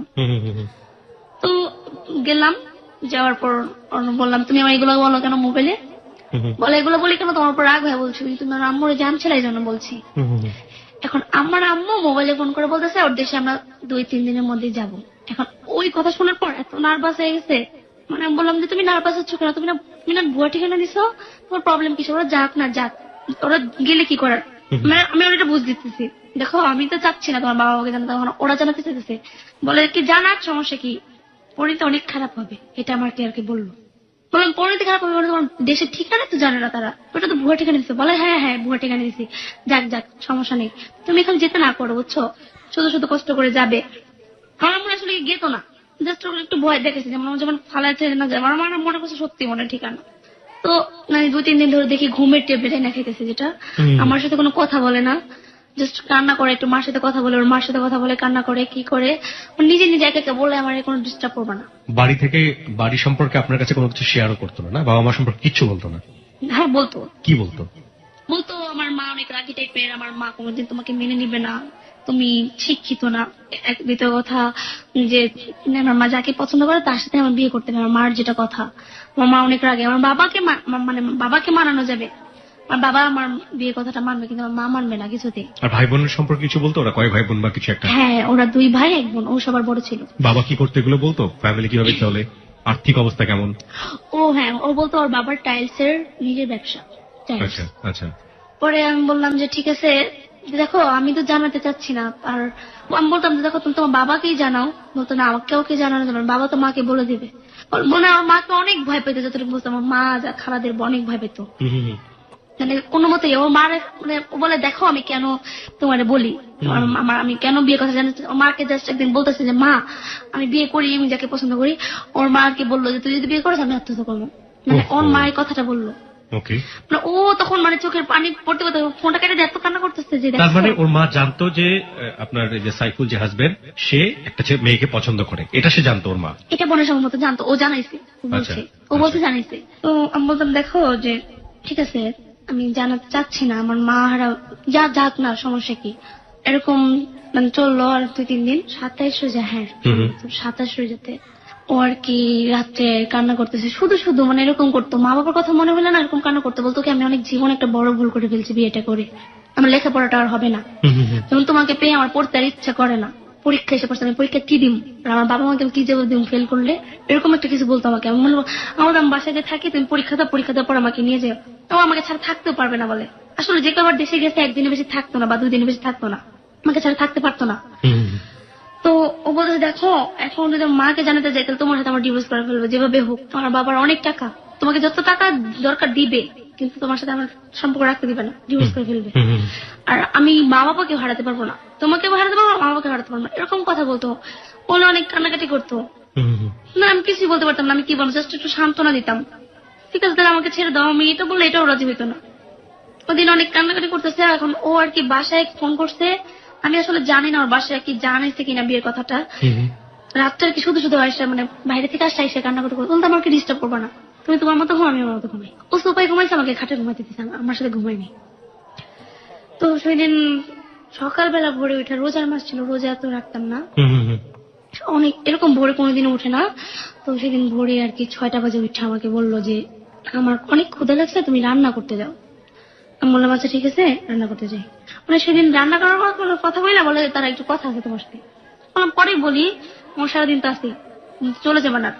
বলে হ্যাঁ হ্যাঁ চলে যাবো, অনেক দূরে চলে যাবো। বলে পরে বলতেছে যে তুমি আসতে ফাইজ নেমে করতেছো কেন, কোথায় চলে যাবো? তো আমাকে বললো যে দেখো আমি আমি তোমার কাছে আর থাকতে পারবো না। আমি মনে করছি কি হয়তো ফান করে বলতেছে, আমাকে অনেক আদর করতেছে সেদিন, মানে বলতেছে কি তোমাকে ছাড়া আমি থাকতেও পারবো না। আমি বললাম ঠিক আছে, তোমার তুমি আমাকে ছেড়ে চাইবো না তো? বলে কি না তোমাকে ফেলে কোনোদিন যাবো না, আমাকে বলছে এটা। বলে তোমাকে যদি যাই একবারের জন্য যাবো। আমি বললাম এটা কেমন ধরনের কথা বলছে, মানে আমিও কান্না করতেছি ও কান্না করতেছে। বলে আচ্ছা ঠিক আছে আমার অনেক ক্ষুধা হচ্ছে, তুমি রান্না করতে যাও। এগুলো বললো, পড়ার পর বললো যে দেখো মানে গেটটা আটকে দিছে। আমি যখন রান্না করতে গেলাম গেটটা আটকে দিয়ে বলছে, আমি বললাম গেট আটকে কেন? বলে আমার একটা পার্সোনাল একটা কিছু আছে তো এই জন্য আমি একটা গেটটা লাগাইছি। তো আমি বুঝতে পারিনি, এরকম প্রায় করে আর কি। তো আর কি ভাতটা বসাইলাম, বসানোর পর আমি রান্নাঘরে দাঁড়িয়ে আছি। তো আমাকে ডাক দিল, ডাক দেওয়ার পর বললো দেখো তুমি আমার যদি কিছু হয় যায় তুমি কিচ্ছু করবে না, তুমি আমার জন্য হলো বেঁচে থাকবা। রুম থেকে বলতেছে, হ্যাঁ রুম থেকে বলতেছে। মানে তখন আমি এত কান্না করতেছি, এগুলো শুনে আমার ভয় লাগতেছে যে কিছু মনে একটা করবে হয়। তো মানে আমি বলতেছি যে কি ব্যাপার, কেন তুমি এরকম করতেছো কেন? আমিও কান্না করতেছি, ও কান্না করতেছে। কি ধরনের কথা বলতো আপনাকে সেই সময়টাতে? কি ধরনের কি বলতেছিল? আপনার স্পষ্ট করে মনে পড়ে যে ওই সময়টাতে আপনাকে কি ধরনের কথাবার্তা বলছে? কোন সময়? যে সময়টাতে দরজা বন্ধ করে দিয়েছে। হ্যাঁ দরজা বন্ধ করে দিয়ে বলতেছে যে আমি তোমাকে অনেক ভালোবাসি, তোমাকে ছেড়ে আমি কোনোদিনও যাবো না, এটা বলতেছে। আমি তোমার সাথেই সবসময় থাকবো। হ্যাঁ বলতেছে তুমি গেট লাগাই, এগুলো বলতেছে। বলো মানে কেন? বল তুমি চিলাচিলি করো না, বুঝছো? গেট লাগাইছে এমনি, তুমি চিলাচিলি করলে মানুষ কিন্তু এখন ঘুমাইতেছে, এমনি সেরি খায় ঘুমাইছে, তুমি যেমন অনেক হয়তো অনেক রাত্রে ঘুমাইছে মানুষ। রোজার মাসের ঘটনা। তো আমি বললাম 2012-তে, মানে গত বছরের রোজাতে ঘটনাটা ঘটেছে। আর এই বছরের রোজাতে এসে আপনি হ্যালো উইথ 920 তে ঘটনাটা বলছেন। হ্যাঁ ওকে, হ্যাঁ তারপর আমাকে আবার বললো যে তুমি যাও রান্না করতে যাও। হ্যাঁ রান্না করতে যাও। আমি রান্না করতেছি, এর মধ্যে যেন কি করতেছে ঘরের ভিতরে বুঝতে না, আওয়াজ পাচ্ছি অনেকক্ষণ ধরে আওয়াজ পাচ্ছি না। আবার আসছি, ওকে জিজ্ঞেস করছি কি ব্যাপার তুমি এরকম করতেছো কেন? বলে কি যে কিছু করতেছি না, তুমি যাও না, তুমি রান্না করো।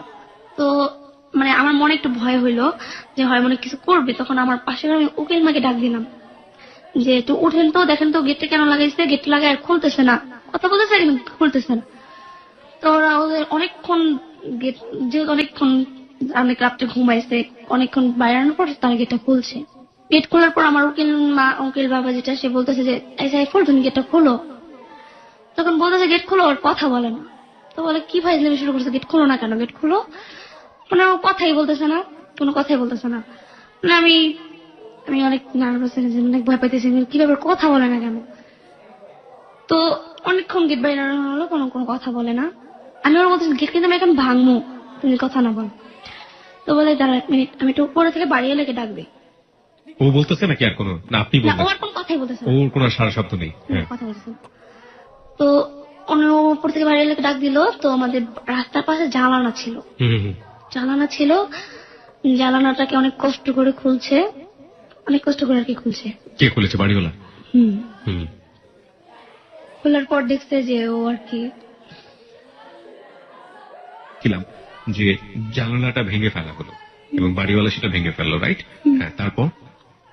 তারপর মেয়েটা দেখলো যে মানে বললো যে ফ্যানের সাথে ওড়না দিয়ে আর কি ঝুলতেছে। তখন আর কি মারাই গেছে ওরা যতটুকু বুঝলো। মানে আপনি তখন কোথায় ছিলেন?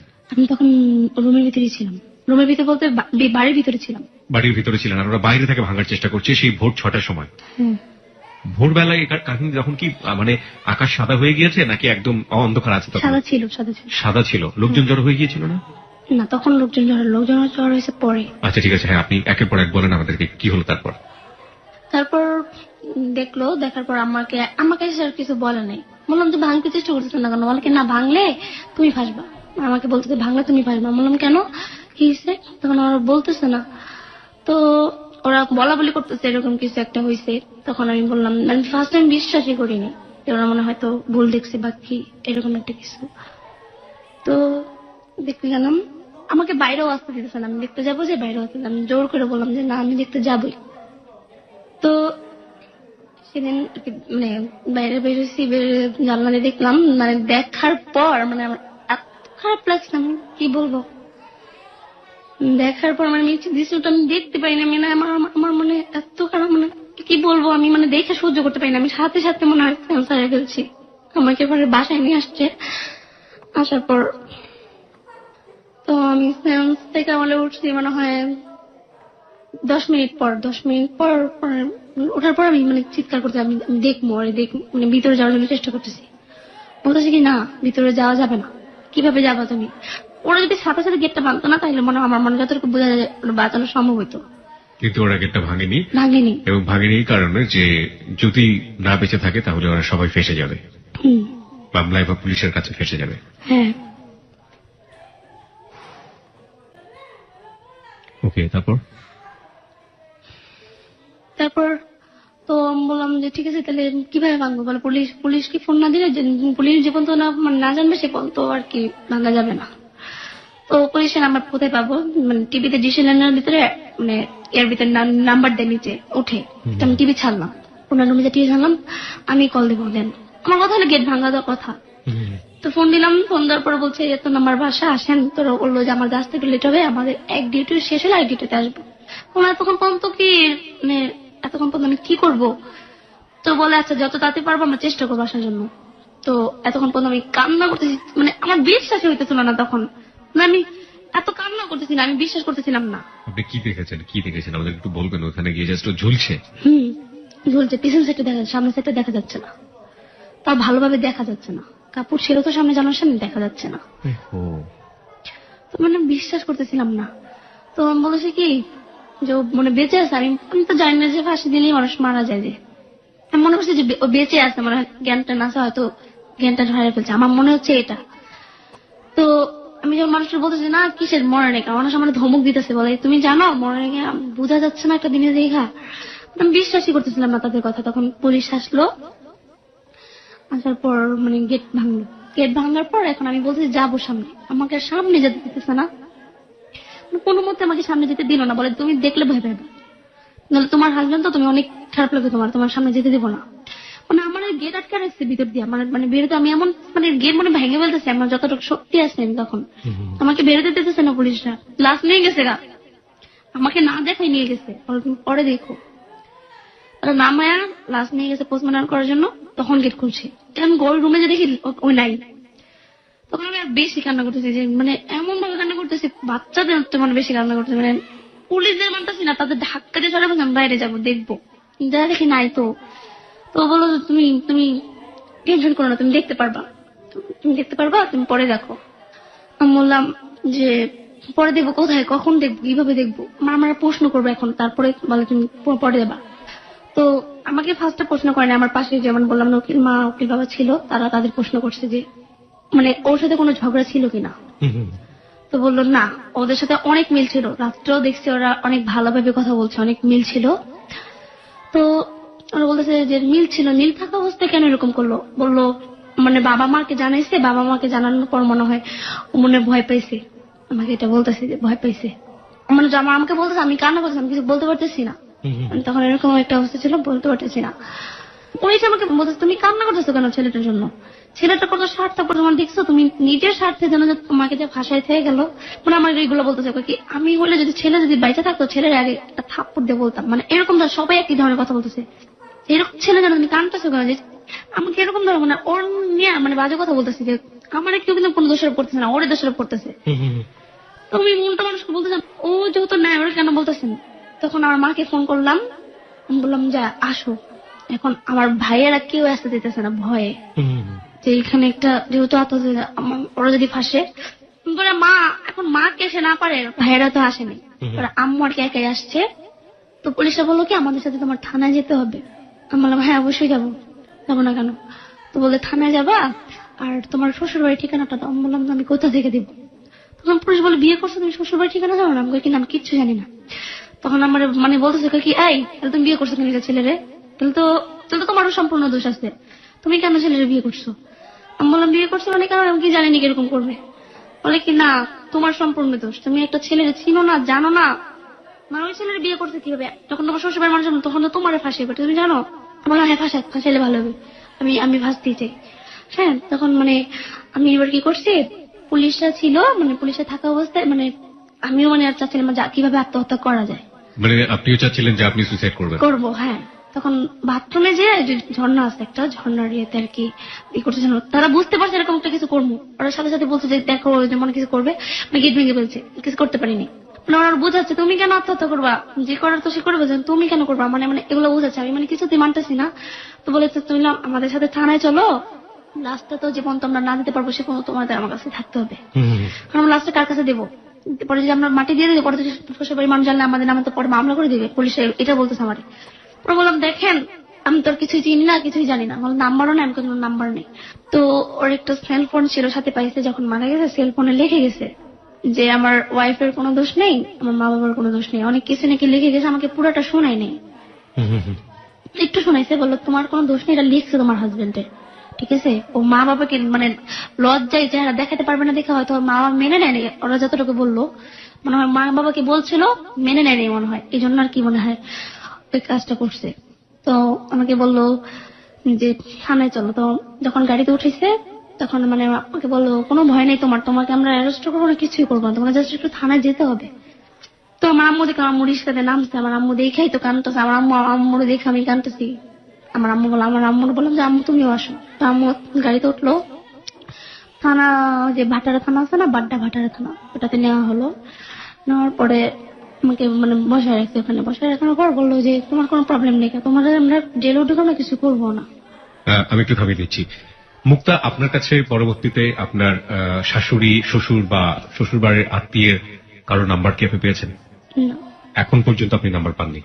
এখনো পেয়েছি। এখন আপনি পেয়েছেন? এখন আপনার কাছে আছে? ওকে, তারপর আপনাকে কিছু করবে না এরকম একটা কথা বলা হলো? বললো যে তোমার কিচ্ছু হবে না, আমরা কিছুই করবো না, কিন্তু তোমাকে আমরা করা যাবে না, তোমার হাজবেন্ডই লিখে দিয়ে গেছে। তো আমি বললাম যে আমি কিছুই বলতেছিলাম না, আমি সেখানে যাওয়ার পর মানে কিভাবে আত্মহত্যা করা যায় সেটা খুঁজতেছিলাম। আমার আম্মু আমাকে রেখে বলছে ঠিক আছে আমি যাই, আমি আসতেছি বাসায় থেকে, যদি টাকা দরকার লাগে টাকা নিয়ে আসতেছি, যদি পুলিশে যেভাবে টাকা দিয়ে আমি করবো। তোমার আম্মু আমাকে রেখে চলে গেল। তো ওখানে যাওয়ার পর ওদের বললাম যে কাবির নামে যে ঠিকানাটা আছে সেই ঠিকানা মতো আপনারা দেখেন, খোঁজ খবর নিয়ে দেখেন যে ওটা আমার শ্বশুর বাড়ির ঠিকানা দিছেও, দেখেন ওটা আসল কিনা। তো বলতো আসল না। তো ওই ঠিকানা মতো পুলিশটা খবর নিছে 5টার দিকে আর কি, ওর বললো যে ঠিকানাটা আসল। পুলিশ খবর নিয়ে ঠিকানাটা জানলো আসল। এবং তখন পর্যন্ত আপনি জানেন না যে সুইসাইডটা সে কেন করলো, এবং একই সাথে আপনি এটাও জানেন না যে আপনার পরিবার থেকে ওর বাড়িতে যোগাযোগ করা হয়েছে কিনা, বা ওর পরিবার থেকে জানে কিনা যে আপনাকে বিয়ে করেছে কিনা, তখন পর্যন্ত আপনি কিছু জানেন না? হ্যাঁ, তারপরে আপনি ধীরে ধীরে কি জানলেন? বললো আমার পুলিশে বলো তোমার শ্বশুর বাড়ির মানুষ মারা গেছে, তুমি এবার টেনশন করো না, তোমার এসে কিছু বলবে না, আমরা আমরা আসছি না সাথে, কি বলবে? আমি বললাম কি বলবে, আমি কি কিছু করছি নাকি আমাকে কিছু বলবে? তো এর মধ্যে আসার আগে আর কি আমাকে একটা রুমে নিয়ে বসতে দিচ্ছে পুলিশ, তুমি এখানে থাকো, একা একা ভালো লাগবে। তো সেখানে আমি চিন্তা করছি কিভাবে মরা, মানে কিভাবে এই করা যায়। ওই রুমের ফ্যান ছিল, তো আমার অন্যটা তারা রেখে দিছিল, বলে তুমি যদি মানে কিছু একটা করো, মহিলা পুলিশ যারা ছিল বলে অন্যটা রেখে দিছে, বলে না তুমি যদি এরকম কিছু একটা করো, মানে তখন আমি কিভাবে কি করবো মানে চিন্তা করতেছি। তখন মানে কারেন্টের তার ছিল, মানে সেই রুমে সিসি ক্যামেরা ছিল আমি জানি না, তো কারেন্টের তার গুলা ছিঁড়তেছিলাম মানে আত্মহত্যা করার জন্য। তো তারা সিসি ক্যামেরা দেখে সাথে সাথে মানে পুরা মেইন কারেন্ট পুরা অফ করে দেয়। অফ করে দেন, তারা দৌড়াই এসে পরে রুমে থেকে বের করে ফেলে। আচ্ছা বকতেছে, বলে তুমি এখানে যদি মর, আমরা সবাই ফাঁসমো, যে আমার পুলিশ এই জায়গায় আমার থানায় এসে যদি আত্মহত্যা করো তাহলে তো আমরা সবাই ফাঁসমো। আমরা যে মেন অফিসার ছিল সে অনেক বুঝাচ্ছে, অনেক আদর করতেছে আমার, তুমি কেন আত্মহত্যা করবা? আমি কোনো মধ্যে পারতেছিলাম না। বললো যে ওর সাথে একটা মানুষ রাখা দরকার। তখন একটা মহিলা পুলিশ আমার সাথে আর কি সারাক্ষণ বসে আছে, মানে যে পর্যন্ত তোমার শ্বশুর না আসলো সে মতো আসলো, বসে থাকলো। তোমার শ্বশুর 8টার দিকে আসছে, অনেক মানুষ আসছে, প্রায় 10-12 জন হবে। তো শাশুড়ি আসে না, শ্বশুর আসছে, দেবর আসছে, আরো চাস্তো দেবর আসছে। তো শ্বশুর আসার পর বলতেছে আমার ছেলের বউ কোনটা, তোমাকে দেখাইলো। আমাকে দেখার পর আমি কিছু বলতেছি না, আমাকে খালি জাস্ট বললো যে তুই আমার ছেলের না জেনে সে না বিয়ে করছো, দেখেই আজকে আমার ছেলের অবস্থা। শ্বশুর ফার্স্ট এই কথাটা বলল? এই কথাটাই বললো, আর কিচ্ছু বলে নাই। কিছু বলতে পারতেছি না, আমি সাহস পাচ্ছি না ওনাদের সাথে কথা বলার, যে আমি যাবো আপনাদের সাথে বা আপনারা যে লাস্টে নিয়ে যাবেন আমি আপনাদের সাথে যাবো, এগুলো কিচ্ছু বলতে সাহস পাচ্ছি না। মানে ওর শ্বশুর কান্না করতেছে, তো আমিও কান্না করতেছিলাম। শ্বশুর কিছু আর বলেনি, বাইরে চলে গেছে, আমার দেখে বাইরে চলে গেছে। মানে তখন বলতেছে এখানে একটা মামলা করা দরকার, মানে আমাদের নামে যে মামলাটা করবে। তো পুলিশরা বলছে যে আমার আম্মুরে ফোন করে বলছে 5,000 টাকা আনেন, 5,000 টাকা আনলে আপনাকে ছেড়ে দেওয়া হবে। পুলিশ বলছে? মামলা হয়নি, মামলা না আনা 5,000 টাকা দিলে ছেড়ে দেওয়া হবে। তো সেখানে একটা পুলিশ ভালো ছিল, তো একটা পুলিশ এসে বলতেছে তোমাদের নামে মামলা হয়ে গেছে, তোমার আম্মুর রাস্তা না করো, আসলে কিন্তু তোমার আম্মুরও কিন্তু আটকে যাবো। তো আমি বললাম যে ঠিক আছে, আমার আম্মুর আমি রাস্তা না করে দিচ্ছি। তো আমি শুনছি, যতটুকু শুনছি মামলাটা নাকি করতে চায়নি পুলিশরা, অনেক পরিমাণ টাকা দেওয়ার পরে মামলাটা হয়েছে আপনার নামে? হ্যাঁ। কি মামলা হলো, কি করা হলো মামলায়? সন্দেহ মামলা দিচ্ছে যে আত্মহত্যা প্রয়োজন, মামলার কাগজ আত্মহত্যার প্ররোচনা। মামলার কাগজটা এই মুহূর্তে আমার কাছে রয়েছে, একটু আমি দেখতে পারি, রাইট? ওকে। মামলাটা কে করলো আপনার এগেইনস্টে? মামলাটা কে করলো? মামলাটা আমার শ্বশুর করেছে। ওকে ওকে। এটা হচ্ছে আপনার শ্বশুরের নাম্বার, এখানে যেটা দেয়া আছে না? ওনার নাম হচ্ছে আসাদ গোলজার। আসাদ গোলজার। ওকে। এই কাগজগুলো সম্পূর্ণ কনফিডেন্সিয়াল কাগজ, আমরা এটা পড়ে শোনাবো না, যেহেতু মামলাটি এখনো চলছে, রাইট?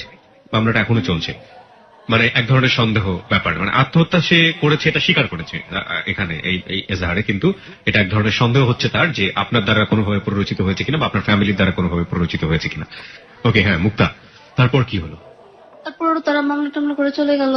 সেদিন থানায় আর কি আমাকে এক রাত থাকতে দিছে। মানে সেখানে একটা আছে না থানায় যে মানে আসামিদের যে একটা কারাগার সেখানে রাখে, আমাকে কিন্তু সেখানে রাখা হয়নি।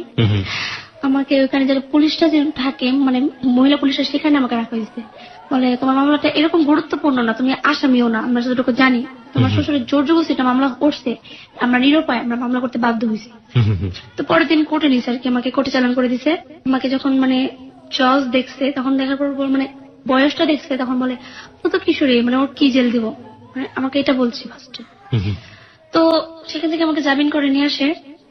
মানে আমার তুমি কি তোমার শাশুড়িকে দেখতে পেরেছো এখন পর্যন্ত? না, শ্বশুরকে দেখেছি। তোমার শ্বশুর শাশুড়ির সাথে কথা হয়েছে কখনো? হ্যাঁ, কথা হয়েছে। শাশুড়ির সাথে কথা হয়েছে? শাশুড়ি কি বলেছে তোমাকে? শাশুড়ির সাথে এখনো কথা হয়, বলে যে আমার প্রতি কোনো রাগ দেখে তারা কথা বলে না, ভালোভাবে বলে, বলে আমার দেশে বাড়িতে আসো, তোমাকে দেখবো, আমাকে এটাই বলে। তুমি কি জানতে পেরেছো তোমার হাজবেন্ডটা কেন আত্মহত্যা করেছিল? না, এখন আমার শ্বশুর যেটা সে বলে যে আমার ছেলে আমার ওয়াইফকে অনেক ভয় পেত, হয়তো ওই ভয়ের কারণে ওই কাজটা করছে। তাদের কথা হলো এটা, আমারও কথা এটা। আর তোমার শাশুড়ি কি তোমাকে কখনো দোষারোপ করেছে কোনো বিষয় নিয়ে, যে আমার ছেলের আত্মহত্যার জন্য, আমার ছেলের জন্য তুমি দায়ী বা এরকম কোনো না, কিছু? এটা বলে না, এখন বলে কিনা তো জানি না, কিন্তু আমার সাথে কোনোদিন বলেনি। কখনো তোমার সাথে ফোনে কথা বললে কান্নাকাটি করতে দেখেছো তোমার শাশুড়িকে? হ্যাঁ, সেও কান্নাকাটি করে, আমিও করি। আমি আসলে কি বলবো ঠিক বুঝে উঠতে পারছি না। তো তোমার এখন প্রেজেন্ট ডেস, মানে বর্তমান দিনের দিকে আসি, মানে তুমি এখন কিভাবে সময় কাটাও, মানে কিভাবে কি হয়? তোমার লেখাপড়া বন্ধ হয়ে গেছে? হ্যাঁ। সো আমি আসলে আপনি বলতে বলতে কখন তুমি বলে সম্বোধন করে ফেলেছি বুঝতেই পারছি না। সো যে লেখাপড়াটা বন্ধ হয়ে গেল, এখন মানে আসলে ভবিষ্যৎ পরিকল্পনাটা কি? তোমাকে নিয়ে তোমার ফ্যামিলি কি চিন্তা ভাবনা করে? এখন আমার ফ্যামিলি চিন্তা করতেছে, মানে আমার মানে বিয়ে দিতে চাচ্ছে আবার আর কি, কিন্তু আমি রাজি হচ্ছি না। ছেলে দেখাচ্ছে, মানে আমাকে দেখতে আসতেছে। ওর সবাই জানে, যারা আসে দেখতে তারা হ্যাঁ, তারা জানে জানে। ব্যাপারগুলো। হ্যাঁ, জানার পরে কি হয়? জানার পর কি হবে, মানে আমি না করতেছি, মানে বলছে আমার পছন্দ হয় না, এরকম আর কি। এরকম ঘটনা কি ঘটেছে যে তোমার এসব কাহিনী সবকিছু জানার পরে ছেলে পক্ষ পিছিয়ে যায়? না না, পিছিয়ে যায় না, জানার পরও রাজি হয়। জানার পরেও রাজি হয়? হ্যাঁ। ওকে, তুমি কেন পিছিয়ে দিচ্ছ? আমি কেন পিছিয়ে নিচ্ছি, আমি চাচ্ছি না, মানে এই মুহূর্তে, মানে আমি চাচ্ছি আর কতদিন পর করি, মানে মামলাটা শেষ হওয়ার পর আমি বিয়েটা করতে চাচ্ছি। মানে তুমি নিজেও যাও বিয়ে করতে এখন? মানে বিয়ে করতে আমি চাই, আমি ফ্যামিলির চাপে আমার বিয়ে করতে হবে, আমি যতটুকু টুডে অর জানি। টুমরো বিয়েটা করতেই হবে তোমাকে? করতেই হবে, হ্যাঁ। মামলাটা কবে নাগাদ শেষ হবে কিছু জানো? বলছে যে মামলাটা শেষ হইতে আর বেশি দিন লাগবে না, বলছে 2-1 বছর লাগবে। মানে আমার শ্বশুর বলছে নিজেই আপোষ করবে, আপোষ করলে তো বেশি দিন লাগবে না, হয়তো 6-7 মাস লাগবে। ওকে, প্রিয় শ্রোতা, আমরা এই মুহূর্তে মুক্তার শ্বশুর যিনি মামলাটি করেছেন তার আসলে মনোভাব কি সেটা জানার জন্য আমরা এই মুহূর্তে তার সাথে কথা বলবো। এবার ডিল করছে শাকিল। কিবরিয়া, আপনাকে অনেক ধন্যবাদ। প্রিয় শ্রোতা, এই মুহূর্তে আমরা ফোনে যোগাযোগ করছি মুক্তার শ্বশুর আসাদ গুলজার সাহেবের সাথে। আপনার নাম কি আসাদ গুলজার? জি, আমার নাম হচ্ছে শাকিল, আমি এবিসি রেডিও থেকে, আমাদের হ্যালো 8920 অনুষ্ঠান থেকে। আচ্ছা, সাইফুলের বউ মুক্তার সঙ্গে আমরা কথা বলেছি, তো আমি একটু জানতে চাচ্ছিলাম যে আপনার ছেলে কেন মারা গেল, আপনি এর কারণটা কি মনে করেন? সাইফুল ডিপ্লোমা ইঞ্জিনিয়ার হয়ে বাড়িত, পরীক্ষার আগে বললো যে আব্বা পরীক্ষা তো আসছে, পরীক্ষার ফিস দিতে হইব, ঘর ভাড়া দিতে হইব, 1020 টাকা লাগবে। পরে আমি টাকা দিয়ে দিলাম। একদিন পরেই খবর আইছে সে মারা গেছে। এইটা কিভাবে মারা গেল, সামনে মারা গেল, এটা আগে এখন পর্যন্ত বুঝতে পারতেছি না। কিন্তু আমি কেস করে রাখছি, এটুকু আমি জানি।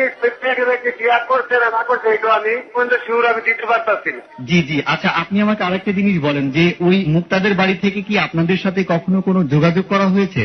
না না না না না, চিনি না, আর এক ব্যাপারে জানি না। মুক্তাদের বাড়ি থেকে কেউই তাহলে এসে আপনাদের সাথে যোগাযোগের চেষ্টা করেনি?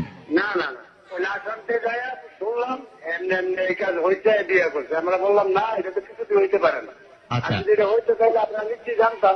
মুক্তাদের পরিবার থেকে যখন আপনাদের পরিবারের সাথে যোগাযোগ করতে চাইছে তখনই আপনার ছেলে হতাশ হয়ে পড়ছে এবং সেই কারণেই হচ্ছে সে এরকম আত্মহত্যার পথ বেছে নিছে। আমরা অনেকটা এইটা জানতে পেরেছি।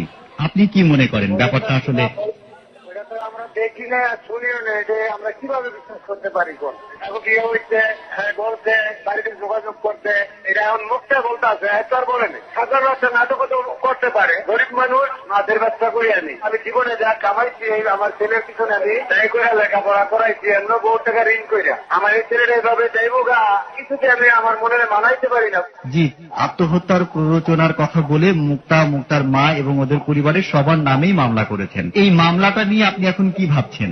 মামলা করে রাখছি, দেখি মামলা কোন পর্যন্ত যায়। আমি সত্য ঘটনাটা জানার জন্য মামলাটা করছি। মুক্তার দ্বারা যদি ক্ষতি হইয়া থাকে বা অন্য কেউ যদি কোনো চাল করে মাইরা থাকে তাইলে এটা পাশ হইব। জি। এই ঘরের ভিতরে আমরা 2টা লোক থাকি, তাইলে আমি যদি ফাঁসিতে মারা যাই লগা সিরিয়া দেখবো না। আমরা না যাইতে ওরা পোস্টমেডিং করে আইডিয়া সিরিয়া ঢাকা মেডিকেল লাইনে পালাইয়া দিচ্ছে। আমারও লাগে নাই, গার্জেন সাজা বাইরে কিনে লাগছে। এটা কিভাবে বুঝবো যে ওই মারা গেছে না মাইসি মারছে? এটা তো আমরা কোনো চিহ্ন বাইরে কিনে লাইনে মানুষের কোনো কিছু থাকে? জি না। এটা যদি আল্লাহ পাক বার করে তাইলে হইলে কথা, না তো কোনো কথা নেই। ঠিক আছে আসাদ সাহেব, আপনার সাথে অনেক কথা হলো, আমরা অনেক কিছু জানতে পারলাম। তো আপনি ভালো থাকবেন। আমাদের এবিসি রেডিওর পক্ষ থেকে, আমাদের অনুষ্ঠান হ্যালো 8920 পক্ষ থেকে আপনাকে অনেক অনেক ধন্যবাদ। প্রিয় শ্রোতা, আমরা এতক্ষণ শুনছিলাম আসাদ গুলজার সাহেবের কথা, তিনি তার মতো করে বললেন। এখন আমরা আবারও ফিরে যাচ্ছি আমাদের আজকের অতিথি মুক্তার কাছে এবং ফিরছি কিবরিয়ার কাছে। কিবরিয়া। আচ্ছা মুক্তা, তুমি হ্যালো 8920 কেন আসলো? আসলে আসছি এই জন্যই যে আমার মতো এই ভুলটা অনেকেই করতেছে। অনেকেই হয়তো বুঝে না। আমার কথাটা, আমার গল্পটা যদি অনেক মেয়েই শুনতেছে আমার মতো, হয়তো শোনার পর হয়তো এই কাজটা করবে না, এরকম আমার মতো নিজে একা বিয়ে করবে না, বা কোনো ছেলেকে এরকম কিছু করতেছে না জেনে শুনে একজনকে বিয়ে করতেছে, হয়তো তাদেরও তো এর ক্ষতিটা হতে পারে, এরকম জীবনের একটা দুর্ঘটনা ঘটে যেতে পারে। এই জন্য যে আশা যে আমি আসছি, এটা সবাই শুনবে, হয়তো অনেকেই বুঝবে না, অনেকেই জানে না আমার জিনিসটা, মানে একটু হয়তো জানে, হয়তো ভুল বুঝে আমাকে যে আমার কারণে হয়তো আমার হাজবেন্ড আত্মহত্যা করছে। তো আমি এই জন্যই আসছি যে আমার কথাটা শোনার পরে এই ভুলটা কেউ না করে, আমার এটাই মানে এই জন্যই আসা।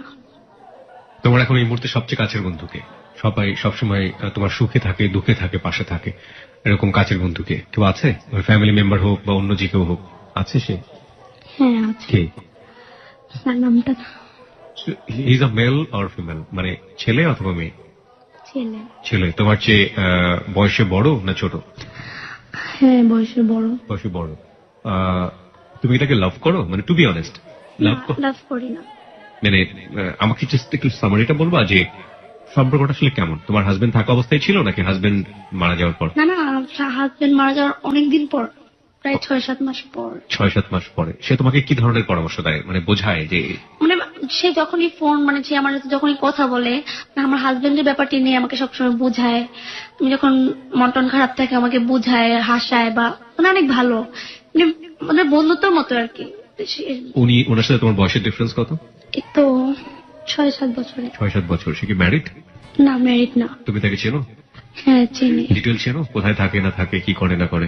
হ্যাঁ। সব জানো? তোমার ফ্যামিলি জানে? তোমার ফ্যামিলি তাকে নিয়ে কোনো কিছু চিন্তা করে? আমার ফ্যামিলি জানে না। তোমার ফ্যামিলি এখনো জানে না?